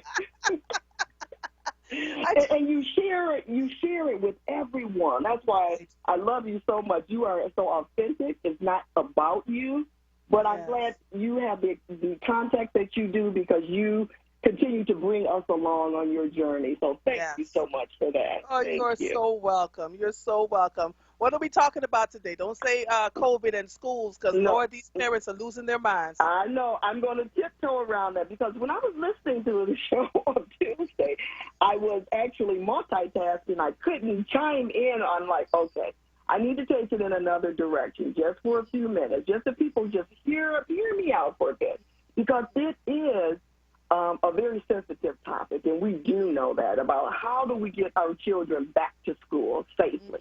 And that's the key word, safely. So I want to move away from the emotions for a bit. So I'm going to frame this a little bit different. So two things that I believe we can agree on, and that is all of us have COVID fatigue. All of us do. And this is what we're reacting. Anything is going to trigger us to react the way some of us are acting.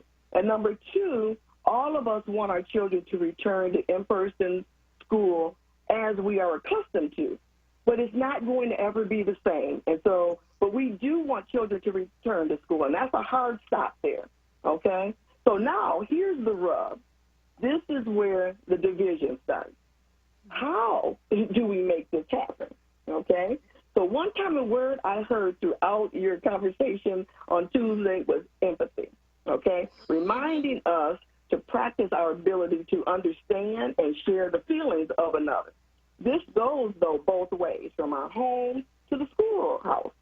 But if we don't practice this across the entire education landscape, there will be continued picketing at schools, not only in your area, but all across the country. We'll have angry parents, students, and overwhelmed teachers and superintendents, okay, and board members, too. But here's what I want to think about. I want to remind us of the structure of the local school system.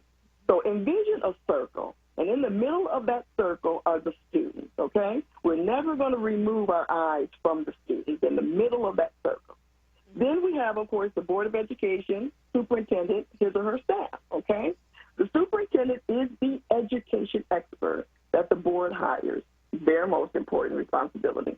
The superintendent's responsibility is to ensure there is a safe learning environment for all students with or without a pandemic, okay?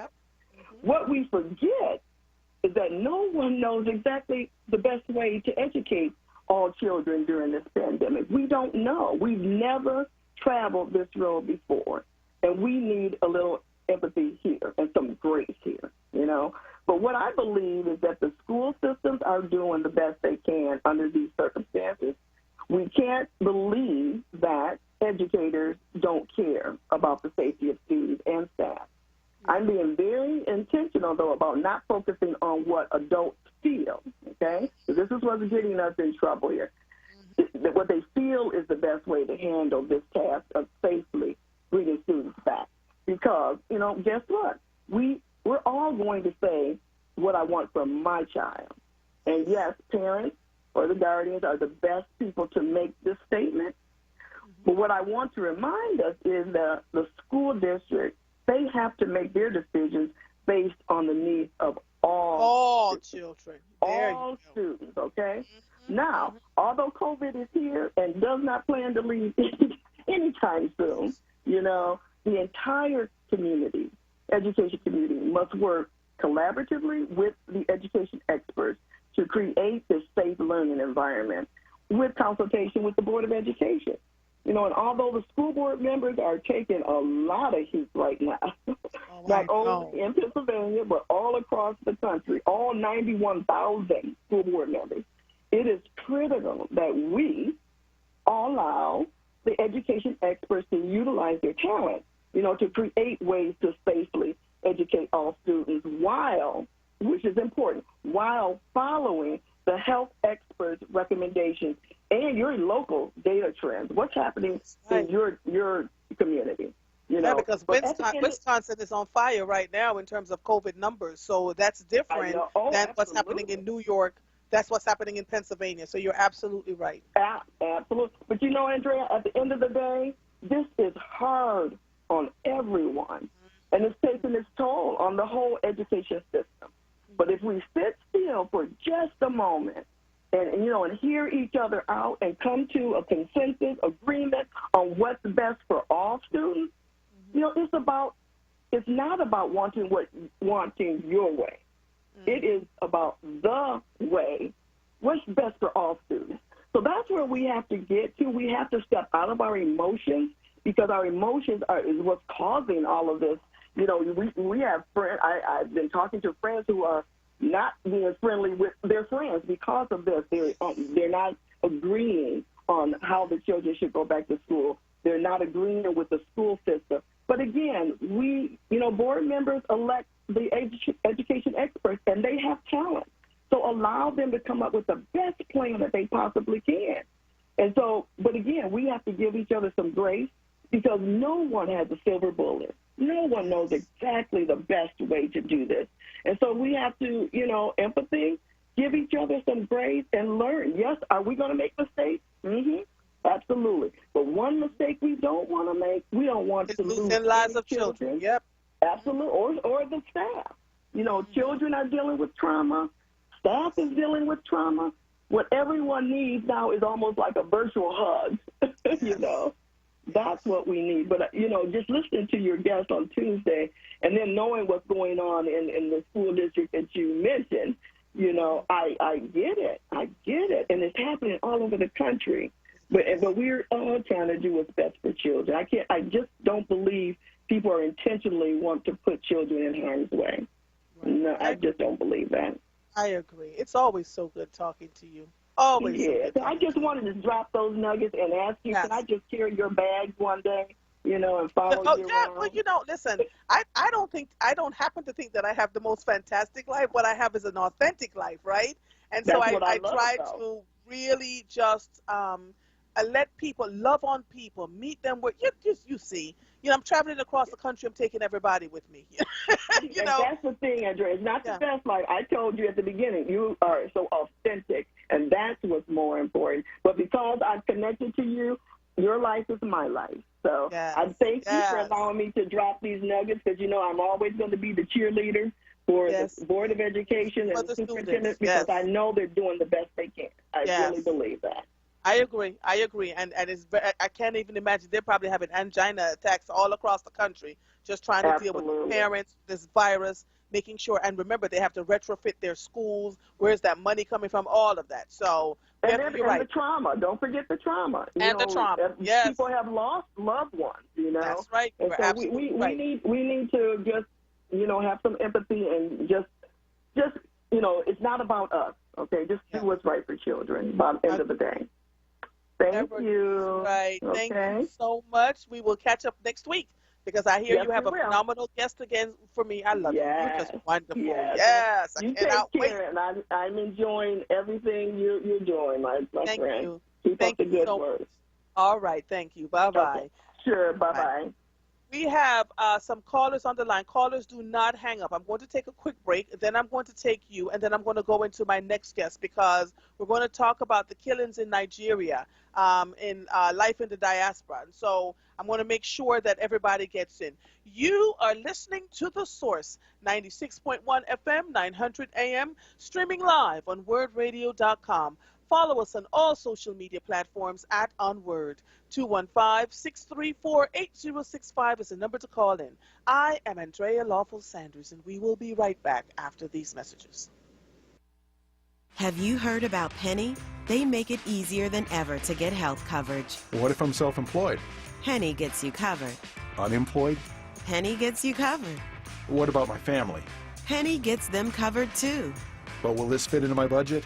Penny can connect you to financial help to lower the cost. Really? Where do I go? Easy. Just go to PENNIE.com or call 1-844-844-8040. Just one more step. You got it. You're doing great.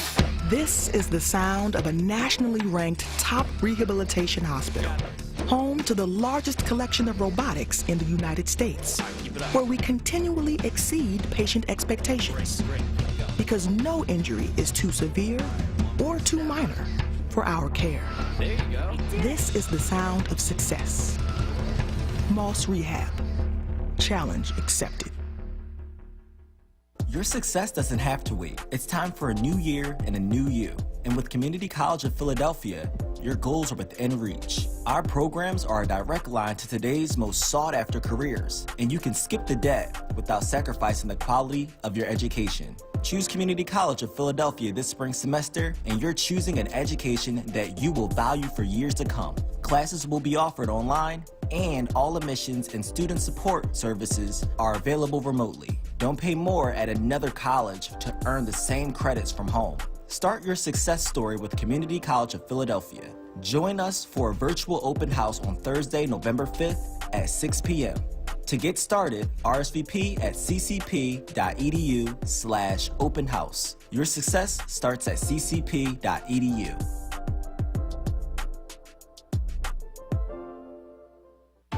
Four years ago, Donald Trump asked Black America a simple question.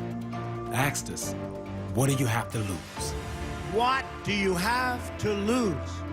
Since then, we've seen a rise in racial violence and white supremacy, an increase in poverty. You're living in poverty. Your schools are no good. You have no jobs. While giving tax cuts to the rich. 200,000 dead from COVID, 1 in 5 are Black. We've lost our jobs, our businesses, our dignity, and even our lives. And he, Trump, dares to ask, what the hell do you have to lose? What the hell do you have to lose? Well, Mr. President, damn near everything. After 4 years of Trump, ask yourself, Black America, are you better off? Vote for change. I'm Joe Biden, candidate for president, and I approve this message. Paid for by Biden for president. Lifting every voice till earth and heaven ring. This is WURD Radio, 96.1 FM and 900 AM WURD Philadelphia. Black Talk Media. You're listening to The Source with Andrea Lawful Sanders on WURD Radio. Streaming live on WURDradio.com and the WURD Radio app. Welcome back to The Source. Before I take the next two guests that I have, who are very important in a conversation that I don't want to rush at all, let me take a couple of these callers and then I can get into that dialogue, because we're going to have a long conversation about that Nigeria is murdering its citizens. And we're going to do that in our Life Across the Diaspora segment that's right now. But let me take a couple of these calls. Michael, let's see. Cliff, Connecticut. Cliff, are you there? I'll be brief. Listen, your last caller, not the last one, but your guest, one of the guests ended with the question about the Electoral College. That's the reason why I'm calling. The state of Pennsylvania has 20 electoral votes. That would be cast and made in December. So it's possible that you can have 15 that wins or votes for Biden and the other 5 that votes for Trump. The magic number that's needed is 270. So how does that happen? And if that does happen, there's a good possibility that Trump can win again by losing the popular vote but winning the Electoral College. What does the Black leadership do then at that point if that does happen for the second time? And keep in mind, if it does happen, Trump will be the first one in the American history, the history of this country, to lose the popular vote and win the Electoral College and be president twice. Mm-hmm. Yep. Thank you so much. Yeah, it's a lot. You know, I'm going to come back on Monday, and we're going to delve into the Electoral College, because I don't think a lot of people realize exactly what it is, right? So thank you so much for calling in, Cliff. I appreciate it. Let's see. Dwayne, are you there? Yes, I'm right here. I'll make it short. I don't trust Joe Biden either. Okay. Yeah, and I'm gonna tell you the truth. I don't see him getting in there. I think Trump's gonna steal it, like he did last time. Okay. Yeah, I'm just going to make this real short. All right. Thank That's you, all I sir. got. Appreciate All your right, that's all I calling in. All right. Bye-bye. Reverend All right, Bancole. Bye-bye. Bye-bye. Reverend Bancole? Yes, yeah, this is Reverend Bartlett calling One Black Preacher's Opinion. How you doing, Sister Andrea? I'm good, sir. How are you? Is this your first time calling me? No, I call people. You don't remember me? I'm one of your avid listeners. Oh, well, all right then. And I call you periodically. I don't call every day. Yeah. I try to call once every 2 weeks. Anyway, 'cause I have a number of things that I want to say, and I'll try to be succinct. I know you got guests coming. Yes. Number one, I'll start with Obama. A lot of people think that there's sort of street creds by knocking him. But I never thought that Obama was a saint. Let me say that up front. Right. But even with his flaws, and he has a number of them, if you compare apples to apples, Barack Obama stands shoulder to shoulder with FDR and Lincoln. I'll tell you why. First, because he brought the country back from a state of depression. We were in a depression. We were falling apart. He brought us back. And number two, the Affordable Care Act. That's monumental stuff. Okay. So just to ignore that and to compare him is sort of you compare apples to oranges or plums. All right. Number two, which is very important to me, it would seem that black men, according to hearing all the programs, it would seem like black men are at the bottom of participating in the Democratic Party. In the last election with Hillary Clinton, it was black women in the 90th percentile and black men in the 80th percentile. Okay, so we're number two. It's not like we way down the bottom. We got to get black men. We're number two as far as the Democratic Party. Now, there are some knuckleheads out there, and 50 Cent and Clarence Thomas can support the Grand Wizard in the White House if they want to. That's the beauty of America. Now, the last thing I want to say is people are still asking why should they vote for Biden. Yeah. Okay. I just actually dropped a 6-minute video on my YouTube channel called One Black Preacher's Opinion, where I'm wearing my WURD 4 T-shirt, where I lay out why I'm riding with Joe, and it has nothing to do with emotions. Right. Okay. And that's beyond the 4-point plan. I don't know. People haven't read the plan that Joe put out there. Yes, and so iwillvote.com. That's what I was telling people. Go look for yourself. Do not take our word for it. Go read iwillvote.com and look at his plan and see what it means. Yeah. And finally, later on tonight, I just said about 6 minutes here. Later on tonight, I'm dropping a video where I demonstrate how to do the mail-in ballot. I go through the whole thing. Okay, so people can see. It's not just a voice. You can actually see how to do that. And that's on One Black Preacher's Opinion. One Black Preacher's Opinion on YouTube, and I'll send you the link. But I love your program, and you can just keep on doing what you're doing. Thank you, sir. I appreciate you. Have a good one. All right, bye-bye. Listen, I know Woody and Prince are on. I'm going to ask you all to bear with Mother. Don't hang up, Woody and Prince. I got to get these two guests on because this is something we must talk about. This is our segment called Life in the Diaspora. And I have on here Niamal Tudel, who was born in Gambela, Ethiopia, and we settled with her family to the United States. And let me pull up the other young lady, Amara onWURD. Oh, look at me. Is the owner of Aluchi African Hair Braiding and a member of the United African Congress. She believes in the progress and the betterment of all African youth. Good afternoon to the both of you. Good afternoon. Good afternoon. So listen, I am reading an article. Chimamanda Adichie wrote, Nigeria is murdering its citizens. Can you all tell me about the SARS, Special Anti-Robbery Squad, that are supposed to be elite, the Nigerian police unit dedicated to fighting crime, but it's really a money-making terror squad with no accountability? Can you talk to me about what is going on in Nigeria right now? Yes, Auntie, before our guest take on, I kind of just want to give everybody an overview. There's currently 7 uprising in the African continent that's happening, and Nigeria started being the largest right now because the things that are being done in Nigeria, they're just awoken all of us in the African continent. So Congo is going through the hashtag of Congo's bleeding with the iPhone 12 coming out, and children are being used as traffic labor. And then Namibia is also going through a protest where the women are saying shut it down with the violence, the gender-based violence. South Africa is also going through that. Cameroon has their Anglophone crisis as well, and conflict. Liberia is going through a rape national emergency in Ivory Coast, and Ghana are also dealing with child trafficking as well. So, but right now the biggest story is ending SAR in Nigeria, and that's why I invited our sister Amara. Oh my God, Amara, join this conversation for me, please. What is going on? Okay. Well, I can speak from experience. I was born here in America, but I started going to Africa. We're going to Nigeria as a child. So when you're there, the police is the biggest threat. My very first day in Nigeria, basically, they hassle you. They want to bribe you.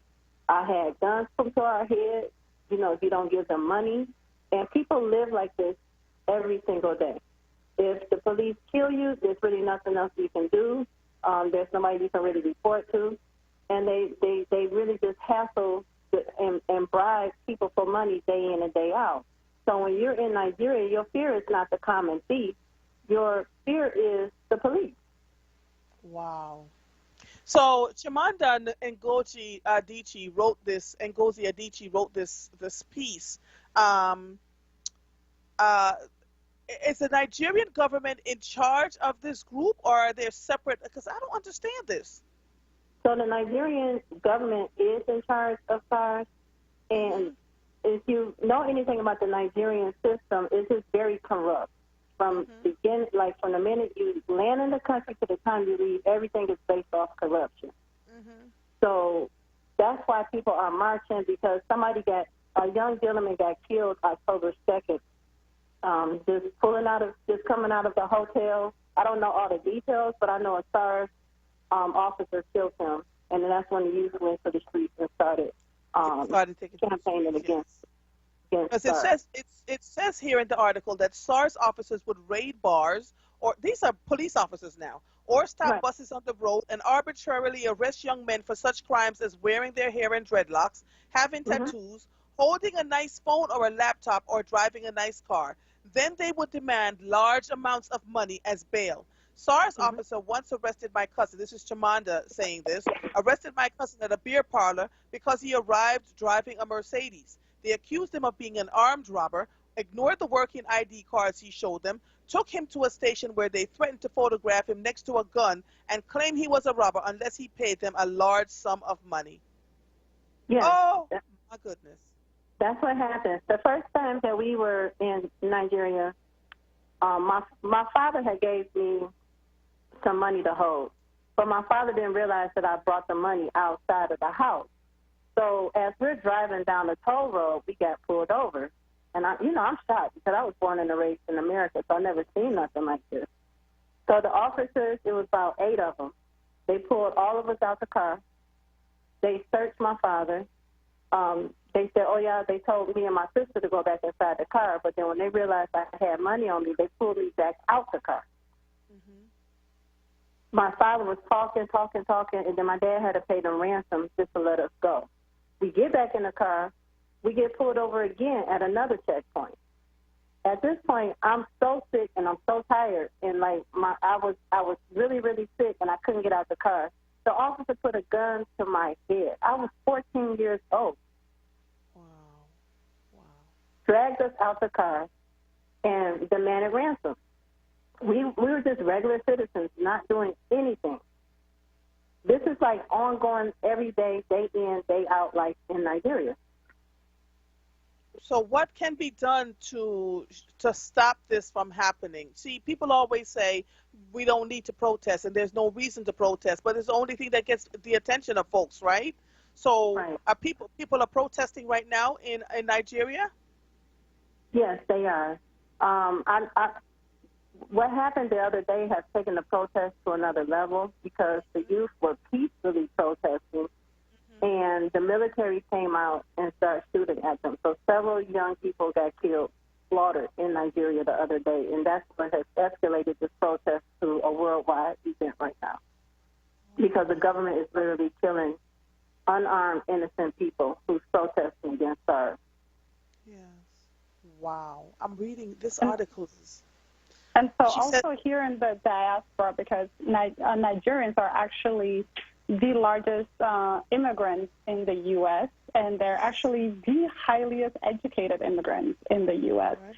So there have been several protests that have been taking place. Last weekend in Philly, we had our own protest organized by Philly Nigerian Association. And this Saturday, they're going to have a vigil for the massacre that happened on Saturday, and the starting point is going to be the Nigerian flag on the Parkway. So people can go show support that. And there's a group called the Feminine Collective, right? Yes. The Feminine Collective. And they have been, it's a group of women that got together and answered the call of the people. And so they've been the one organizing donations and making sure that, you know, they're getting money out so protester can be released, protester could be taken to the hospitals, food are being distributed, water are being distributed in these protests. And the government actually tried to shut down the site. They did shut down the site that they were taking they tried to disrupt their donations. fundraising. Yes. Yep. And then they're like, all right, let's move to brick point. So women, and with the support of our counterparts, men, women are taking the lead and the charge in this conversation right now and knowing that enough is enough. And so for me, being an Ethiopian and a South Sudanese, is that Nigeria is basically the giant of Africa. So for those of us that have experienced this and seeing Nigeria go through this, we're like, Nigeria can't fall. It cannot fall. So now, I just want you all to know, hold on one second. It is now October 22nd. This happened 2 days ago. Listen to me, people. About noon on October 20th, 2020, about 2 weeks into the protest, because the people were protesting peacefully, the Lagos state governor suddenly announced a curfew that would begin at 4 p.m., which gave people in a famously traffic-clogged state only a few hours to get home and hunker down. I feared that a curfew would provide an excuse for state violence, that in the name of restoring order, the army and police would unleash violence. Still, I was unprepared for the carnage that followed at the Lekki toll gate, the most prominent in Lagos. Government officials reportedly cut the security cameras, then cut off the bright floodlights, leaving only a darkness heavy with foreboding. The protesters were holding Nigerian flags, sitting on the ground, some kneeling, some singing the national anthem, peaceful and determined. A blurry video of what happened next has gone viral. Soldiers walked towards the protesters with a terrifyingly casual calm, the kind of calm you cannot have if you are under attack, and they shoot, not up in the air, which anyway would be an atrocity when dealing with peaceful protesters, but with their guns at arm level, shooting into a crowd of people, shooting to kill. Sparks of gunfire tainted the air. It is still unclear how many died. Those on the scene say that the Nigerian army took away some bodies and prevented ambulances from getting help to the injured, and that they were still shooting going on hours later in the morning. We're talking hundreds of people. Hundreds of people. Now, yesterday, I do want to say, yesterday we did protest at the Embassy of Nigeria. The youth in Washington, D.C. came out. I say at least 200 to 300 participants came, and they shut the embassy down. There's protests happening all around the country. I know today Las Vegas is doing theirs. Tomorrow Chicago is protesting. I know Detroit is doing theirs on Sunday. So these are protests and visuals that are in support of the INSAR movement that's taking place throughout the country.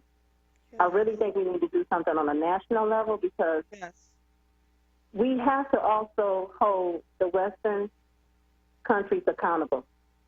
We have to put pressure on the U.S. government to cancel the visas of those individuals or those government officials that easily fly in and out of Nigeria to America. That was some things that they were mentioning at the protest yesterday. to go and talk to your congressperson, your House of Representatives, just to get these matters on the table, because it seems like nobody cares about Africa. When the protesters in Hong Kong protest, you can see our legislation was putting laws in effect. But whenever it's West Africa, America stays silent. Yeah, I put in a call to Congresswoman Dean this morning, to her head person. I'd like to see if I can get her on the line on Monday or Tuesday of next week to address some of these issues that you're talking about now, so we can get some answers, because it seems that the president of Nigeria is willfully indifferent and ineffective, and this country is going to be, this is crazy, that he remains aloof. The president himself has often telegraphed the contemptuous self-righteousness as though engaging fully with Nigerians is beneath him, see? 12 hours after soldiers shot peaceful protesters, Mr. Buhari still has not addressed the nation. And this is what I'm talking about, the kinds of leadership, right? You can't say you want to work for the people and when you're not of the people, right? So I don't understand what is going to happen here, but I'm grateful to the two of you for bringing it to light and for us discussing it. So we can reach out to our state senators, to our senators and to our House of Representatives, right? We can do that. We can write letters. What else can we do? I mean, you can donate. You can donate and just support in whatever way to making sure awareness is out. Although we want to end STAR, it's actually ending bad governance, right? It's whether here in the U.S. or it's in Africa, it's in Nigeria or whatever other, is really now keeping the leaders accountable, you know. So right now, the leaders are shooken because the youth are protesting. The mothers in Nigeria have come out and said, enough, enough. We have lost enough children. So they are shooken because the election is around the corner if they are not taken out of their positions now. So this is an uprising of global consciousness. So for those that are melanated, that are of the continent, this is our fight. When Black Lives Matter was happening here, everybody in the continent was standing. So this is now, it's a global awareness for all of us as Black people to stand together. Yes, agreed. I absolutely agree with the both of you. Amara, is there anything else you'd like to add? I'm going to follow up on this, though. There's so much happening at one time across the world that this went right under my radar until I saw the link from you this morning, Mal. I could not believe it. And another thing, she did mention all the uproars that's going on in Africa. We can't forget Guinea as well. Guinea is having an uproar as we speak now because their elections just ended like maybe a couple of days ago, and innocent people are getting killed in Guinea as well. So after the election happened, right? And that's in the country of Guinea. Why is there such an uprising in Guinea? I mean, everything is always tribal. That's how they have divide and conquer Africa. And we participate in the tribal wars. But at the end of the day, America, Britain, France, and the rest of the world can care less. And we end up bloodshedding ourselves. So I think this NSTARS movement speaks for Africa in general, that leadership has to be held accountable, that we have to govern ourselves better. And with the resources that are in Africa need to stay in Africa. And the people in Africa need to benefit from their own country. They shouldn't have to leave Africa and go elsewhere to live normal lives when we have everything that we have on the continent. Right. Okay. You know, so I'm glad that the youth are protesting and that this movement is moving. We have to keep it going and we have to be strategic. I don't want it to be, we just protest and then we stop protesting. Right. No, we have to hold our government accountable. Yeah, agreed. Thank you so much, Amara and Mal. Please follow up with me. Keep me posted as we continue to discuss life with the diaspora. I reached out to Congresswoman Dean's office to see if we can get, her to discuss with us some of the things that are taking place on the Hill right now and move forward. It all seems to be untenable, but the only way we can eat an elephant is one bite at a time.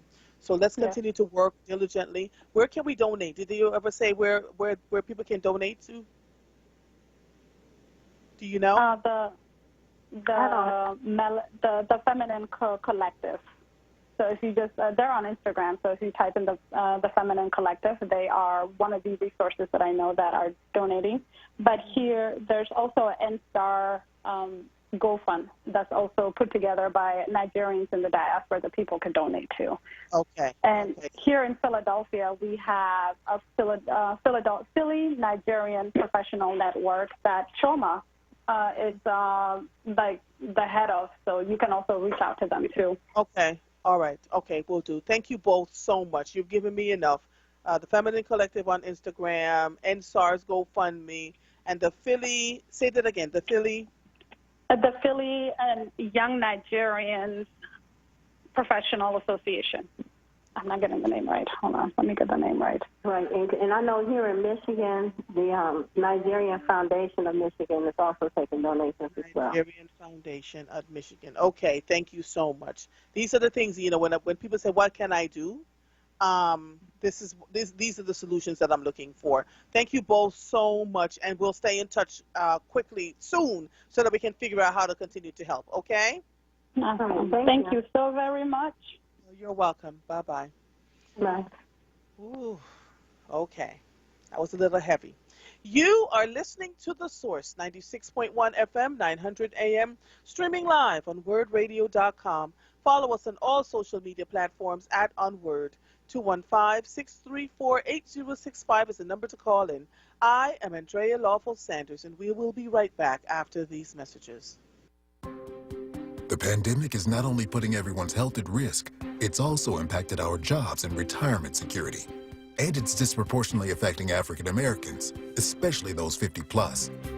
That's why AARP Pennsylvania is fighting for your voice to be heard. If you haven't voted yet, now is the time to learn about your voting options and cast your ballot. We're working to make sure you can vote safely, whether you choose to vote from home or in person. And if you choose to vote by mail, make sure you return your ballot using both envelopes. Your ballot goes in the smaller envelope for secrecy, and that goes into the larger envelope for mailing. Also, don't forget to sign the voter declaration on the back. Your voice matters. Make sure it's heard. Go to aarp.org/PA votes to learn about your voting options and how to vote safely this election. Visit aarp.org/PA votes today. Paid for by AARP. This Saturday, October 24th, get your motor running as Black Bikers Vote roar through Philly. Kickstands up at 12 noon from Philly City Hall. Riders of all races welcome. MCs, riding clubs, individuals, cruisers, sport bikes, trikes, all are welcome. PA, South Jersey, Delaware, Maryland, New York. Let's ride. Hashtag Black Bikers Vote. Paid for by Black Vote PA, which is responsible for the content of this advertising. Not authorized by any candidate or candidates committee. www.theelectionisnow.com. It's easier than ever to get the right health coverage for families of all sizes. This is Bonnie, Ronnie, Tani, Johnny. Penny gets you covered. Millennials, gig workers, virtual birthday partiers. Grandma, you're on mute. Penny gets you all covered. Penny helps you compare plans, get financial assistance, and purchase health insurance that fits your life. Get covered at PENNIE.com or call 1-844-844-8040. 4 years ago, Donald Trump asked Black America a simple question. Asked us, what do you have to lose? What do you have to lose? Since then, we've seen a rise in racial violence and white supremacy, an increase in poverty. You're living in poverty. Your schools are no good. You have no jobs. While giving tax cuts to the rich. 200,000 dead from COVID, 1 in 5 are Black. We've lost our jobs, our businesses, our dignity, and even our lives. And he, Trump, dares to ask, what the hell do you have to lose? What the hell do you have to lose? Well, Mr. President, damn near everything. After 4 years of Trump, ask yourself, Black America, are you better off? Vote for change.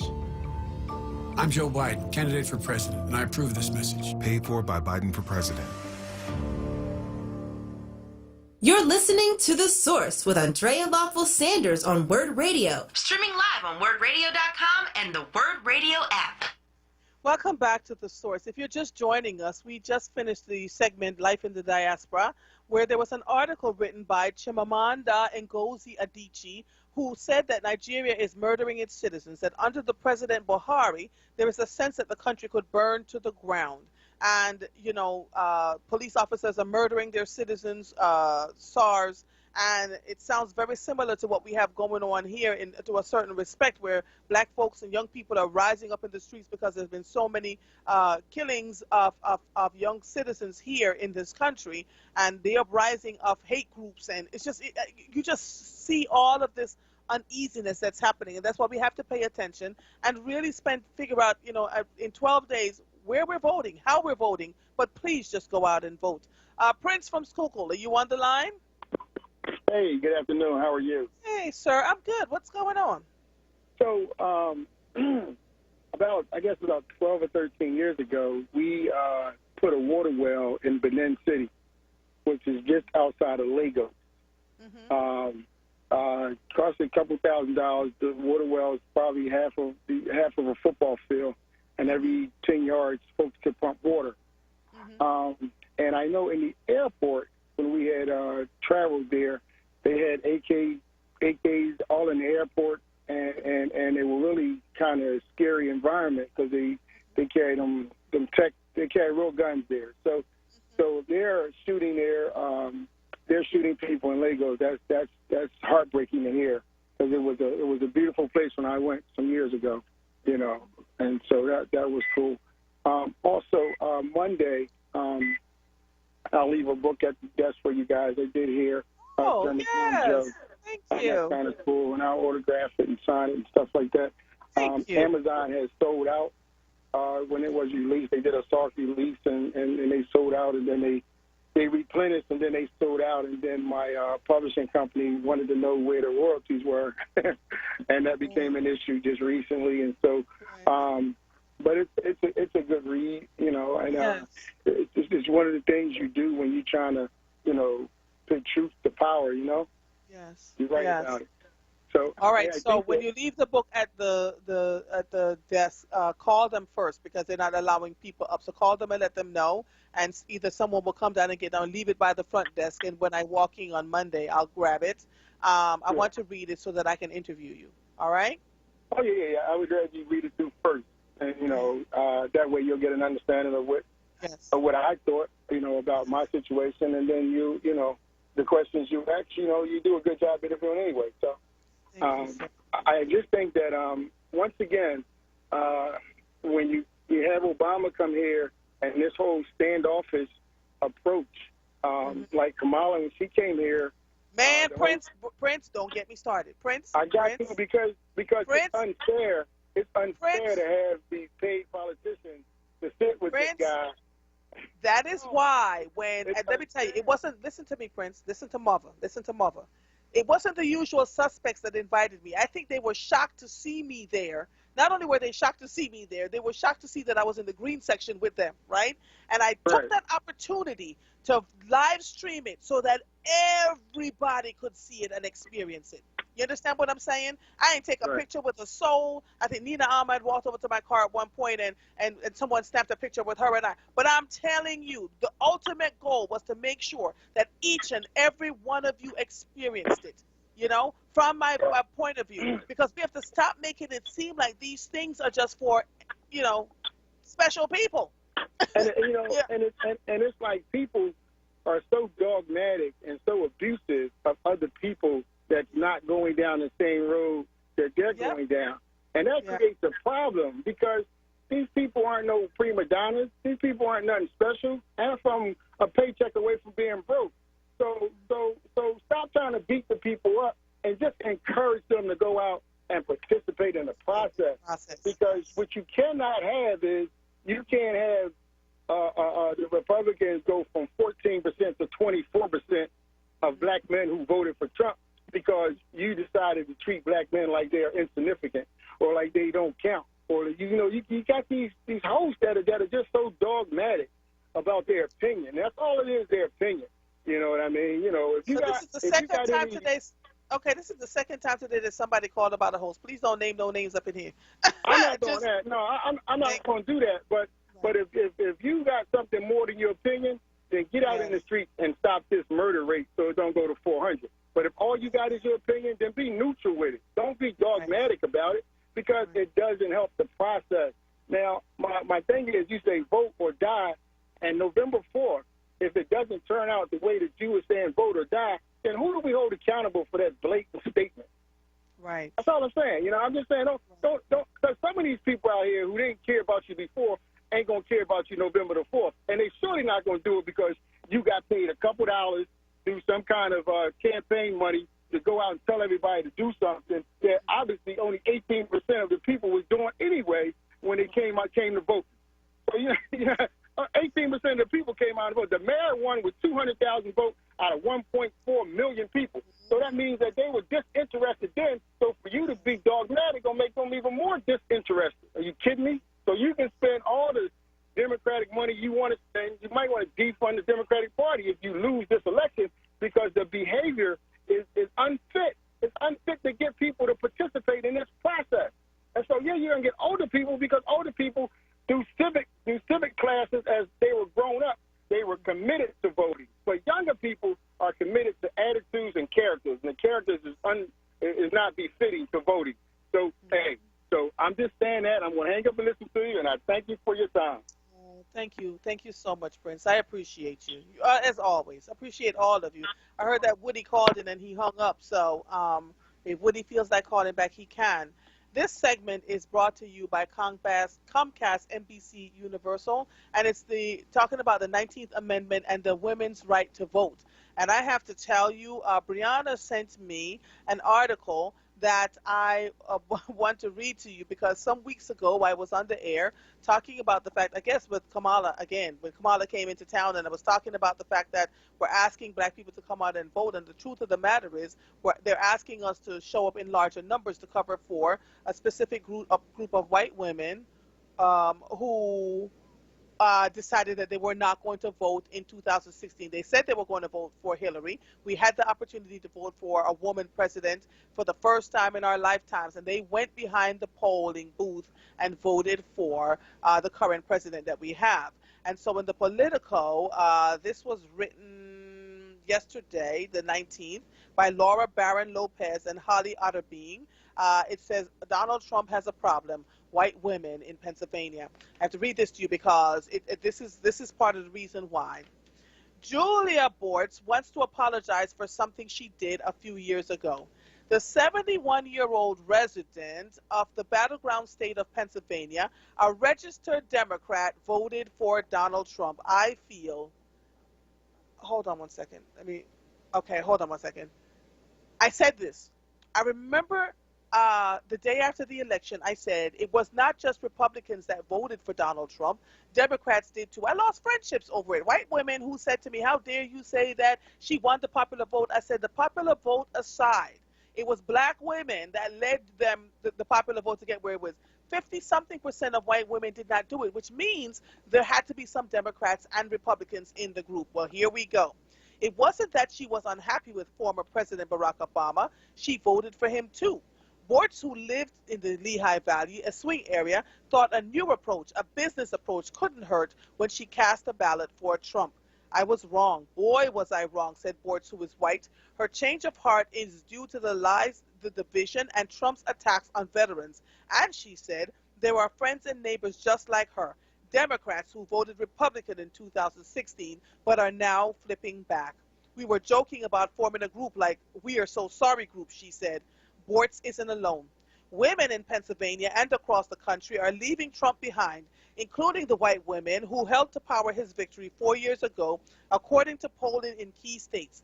White women with college degrees in Pennsylvania are especially done with him, rejecting him at even higher rates than they did in 2016. And while Trump is still winning white women without college degrees in the state, he's doing so by a much smaller margin. In places like Pennsylvania, a state Trump only won by 44,000 votes in 2016, and which is now widely considered the tipping state in the Electoral College, those margins matter. On Monday, I'm going to talk about the Electoral College so that we can get a better understanding here why the popular vote may not matter. You can come out and vote in droves if the Electoral College doesn't go in favor. So we'll talk about that on Monday. Those margins matter. Joe Biden is beating Trump by a polling average of 6.7 points in the state, and white women are a major part of the reason. Aware of this threat to his re-election bid with 15 days to go, now 12 days to go, Trump made a direct appeal to women in Pennsylvania last week, baffled by their apparent aversion to him. Suburban women, will you please like me? Trump bellowed into a crowd in Johnstown, a small city east of Pittsburgh, on Tuesday. Please, I saved your darn neighborhood, okay? But white suburban women aren't answering Trump's plea. In 2016, Trump won white women in the state by 50% to Hillary Clinton's 47%, according to exit polls. Now, Biden is ahead by as much as 23 points with white women, according to a Quinnipiac survey from earlier this month. A Washington Post/ABC poll of Pennsylvania voters in September showed a similar lead, with white women preferring Biden by 13 points. Among suburban women overall, he's ahead by 18 points. Let me talk to all of you for a second. You've heard me say this time and again as we talk about this, especially with the 100th anniversary of the 19th Amendment and the women's right to vote, that as women, we are supposed to be on one accord, that we've been working in silos, black and white women. I don't understand why. Yes, I do. I understand to a certain extent why. But it defeats the purpose when we now have a situation where we have COVID, 220,000 people dead, and it sounds like a broken record, but come on. The largest unemployment rates in the country because we did not take a virus seriously that was affecting everywhere else around the world. We talked about, wanting to have their middle America back, right? There was this disparity. So what this article did not talk about was the disparity that a lot of these white women felt. They felt like black people were taking a larger role in things that they should have been taking a larger role in, and they thought that no woman should have the kinds of power. I don't know why no one is talking about this.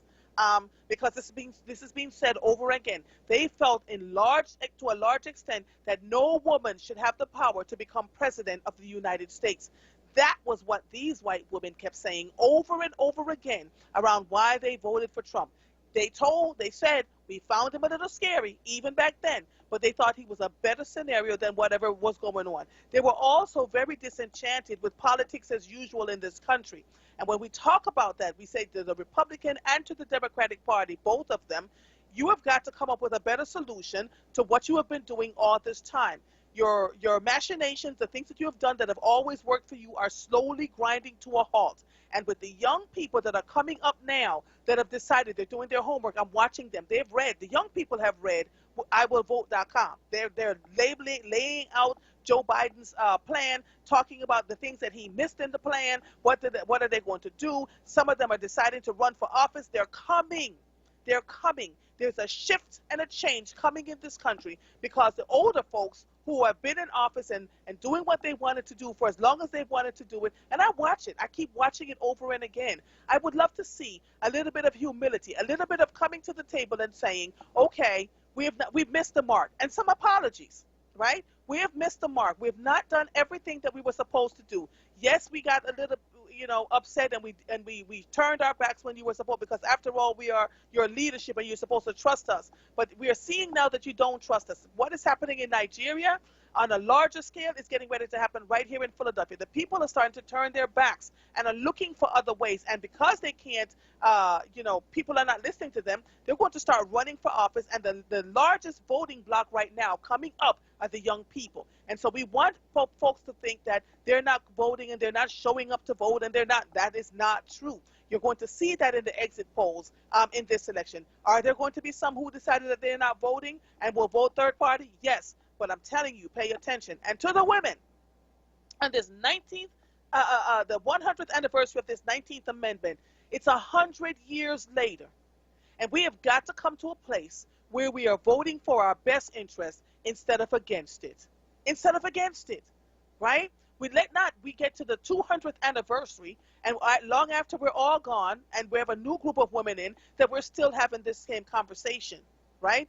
At this 100th mark, let us turn this into something where we work on one accord. Let us hear each other's voices and do what needs to be done, not just for some of us, but for all of us. And let us get to a place in these United States of America where we're not still wondering why we have women leaders all around the world, women who have become president, women who have become prime minister. Even in Jamaica, we've had a woman president in Portia Simpson. And right here in the United States of America, we still can't get to it. It is 100 years later with our right to vote. Let us take our votes and do something good with it and elevate a woman to becoming something that we have not yet been able to do in this country.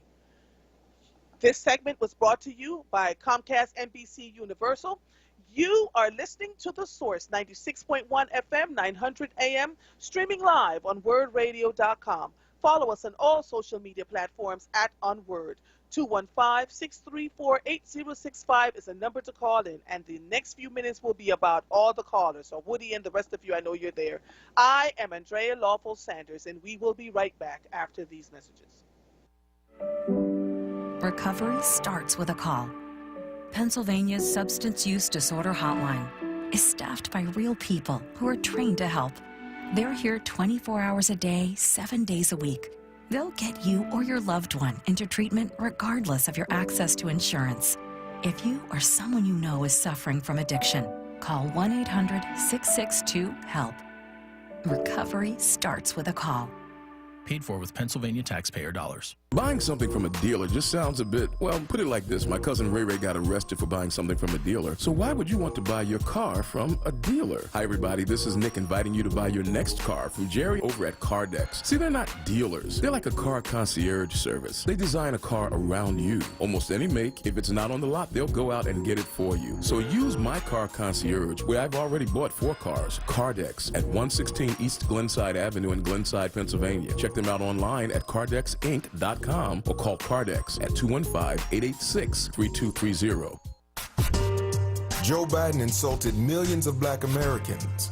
If you have a problem figuring out whether you're for me or Trump, then you ain't black. Worse, Biden wrote the mass incarceration laws that destroyed a generation of black families. Listen to Biden's racist rhetoric. We have no choice but to take them out of society. Away from my mother, your husband, our families. Lock the SOBs up. Biden's policies were so harmful that Senator Cory Booker called him an architect of mass incarceration. Millions of black lives devastated by Biden's policies. Take a look at my record, man. We did, and we've had enough. Joe Biden spent years hurting the black community.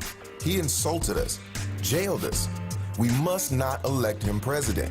I'm Donald Trump, candidate for president, and I approve this message. Paid for by Donald J. Trump for President, Inc. Your success doesn't have to wait. It's time for a new year and a new you. And with Community College of Philadelphia, your goals are within reach. Our programs are a direct line to today's most sought-after careers, and you can skip the debt without sacrificing the quality of your education. Choose Community College of Philadelphia this spring semester, and you're choosing an education that you will value for years to come. Classes will be offered online, and all admissions and student support services are available remotely. Don't pay more at another college to earn the same credits from home. Start your success story with Community College of Philadelphia. Join us for a virtual open house on Thursday, November 5th at 6 p.m. To get started, RSVP at ccp.edu/open house. Your success starts at ccp.edu. You're listening to The Source with Andrea Lawful Sanders on WURD Radio. Streaming live on WURDradio.com and the WURD Radio app. Welcome back to The Source. I'm just now looking at all the messages on social media. You guys are talking. Linda Shields says, oh my God, I tell my African neighbors the importance of voting, and I have another reason to tell them. If they need help from the people we vote in, they will understand that it is international and it is important for them to vote also. Putting Nigeria in prayer. Wow. Thank you, Mother. You accomplished the goal of live streaming Barack Obama yesterday for all to see. You're welcome, Miss Shape You. So it was so funny. When I was live streaming the event, you all got to see it on MSNBC when Barack Obama was giving his speech. But I live streamed it from the time my tailbone hit the front of the stage and everybody showed up. So it was great. You got a bird's eye view in Philadelphia, and I was happy to do it for you. Woody, where are you, sir? Well, I was happy I'm happy to know that you were the one shooting the film. Did you see the little girl beside Obama that he said he wanted to hug her, but he couldn't do that. She was standing right in front of my car. Wasn't that something? She was just so excited. But I just want to, I'm not going to stay long because I know there are other callers. What I wanted to say to you, when you talk about white women, let's not forget when slaves were freed, the male slaves were allowed to vote years and years and years before the white female. Now, when you think about that, that is something to say about white male supremacy.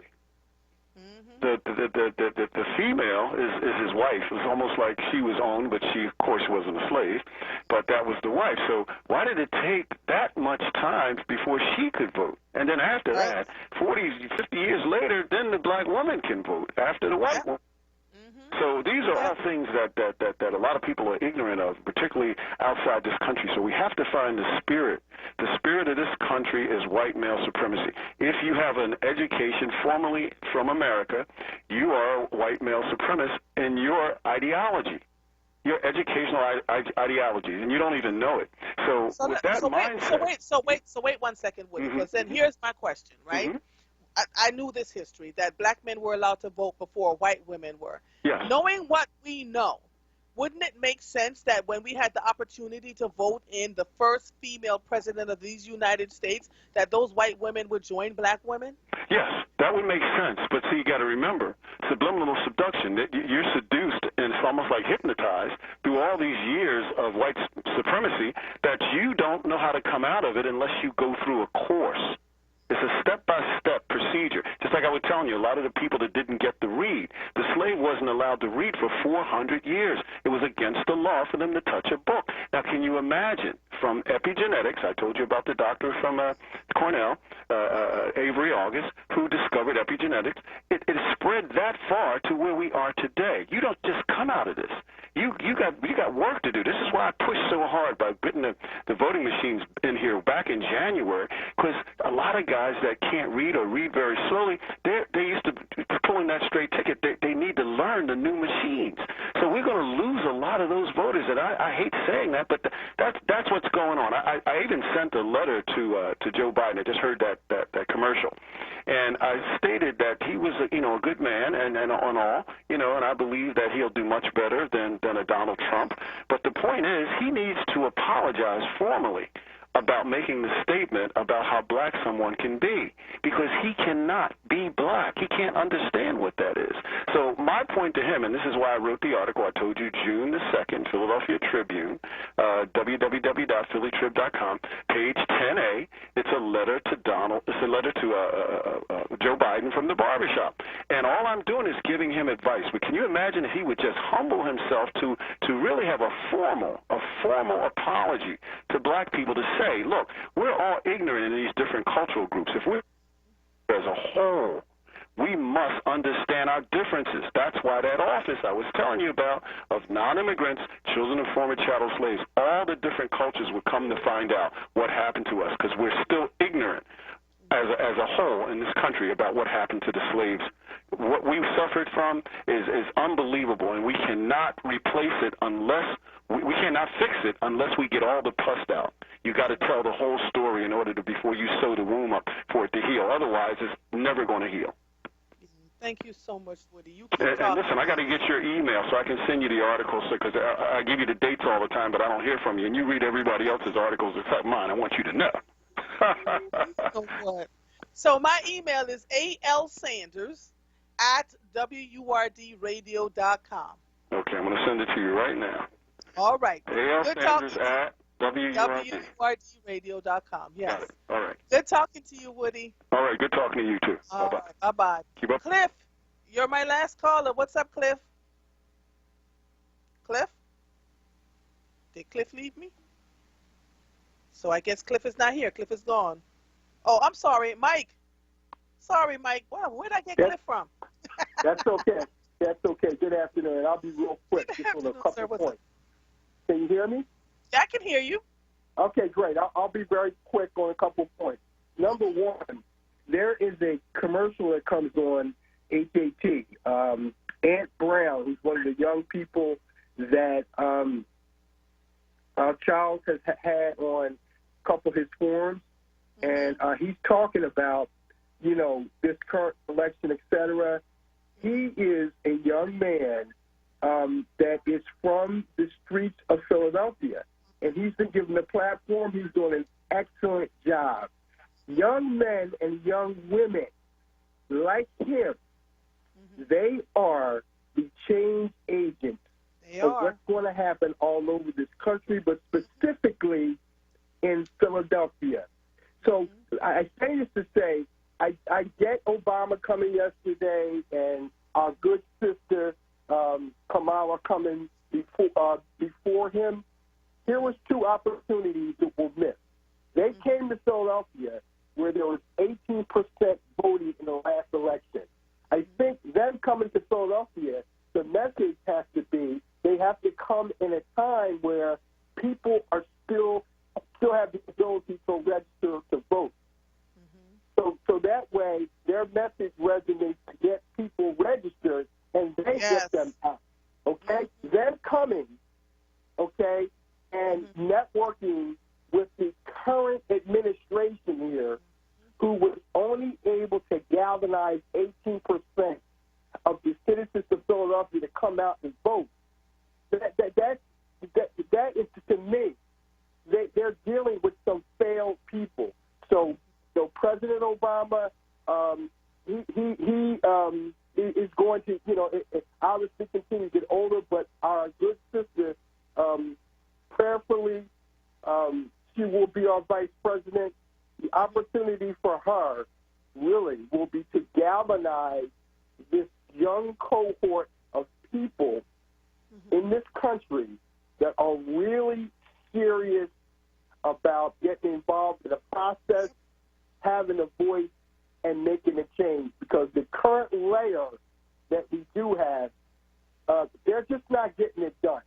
But there is hope, because, like I said, there are some very, very fine, uncompromising young people, like the young man on WURD, Aunt Brown, that's doing that commercial for the election, that are out there all over the country.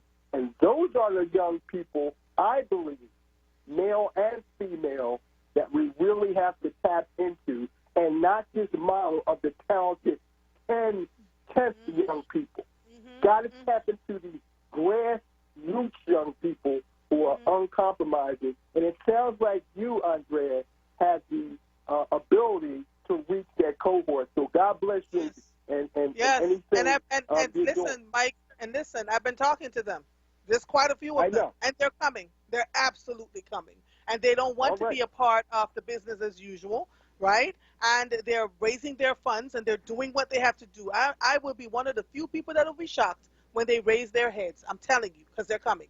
And so it would be incumbent upon the people that are currently in office and administration here to start listening to the young people, and because what they're not doing is showing their hands. So it's we'll see, but it's coming.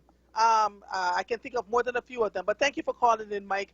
We're at the end of another episode of The Source. I want to end it by telling you about the 102-year-old woman going viral, voting that goes viral, and Obama says 102 never looked better. This was written by Javante Anderson for the Chicago Tribune. A tweet showing a 102-year-old woman moments after casting her vote for the upcoming election went viral yesterday morning after it caught the attention of several celebrities, including former President Barack Obama. This is it. You know, the 102-year-old is voting, and like someone said, Prince said, you know, the older people have had their civics lessons. The younger people are looking and going, nope, this is not going to work. You all are going to have to come up with something better. And it is incumbent upon us to listen to their voices, because they are done with listening to us. This episode of The Source is now officially over. Nick Taliaferro is on with Evening Word. I am Andrea Lawful Sanders. Have a great weekend, and I'll see you when I see you. Goodbye.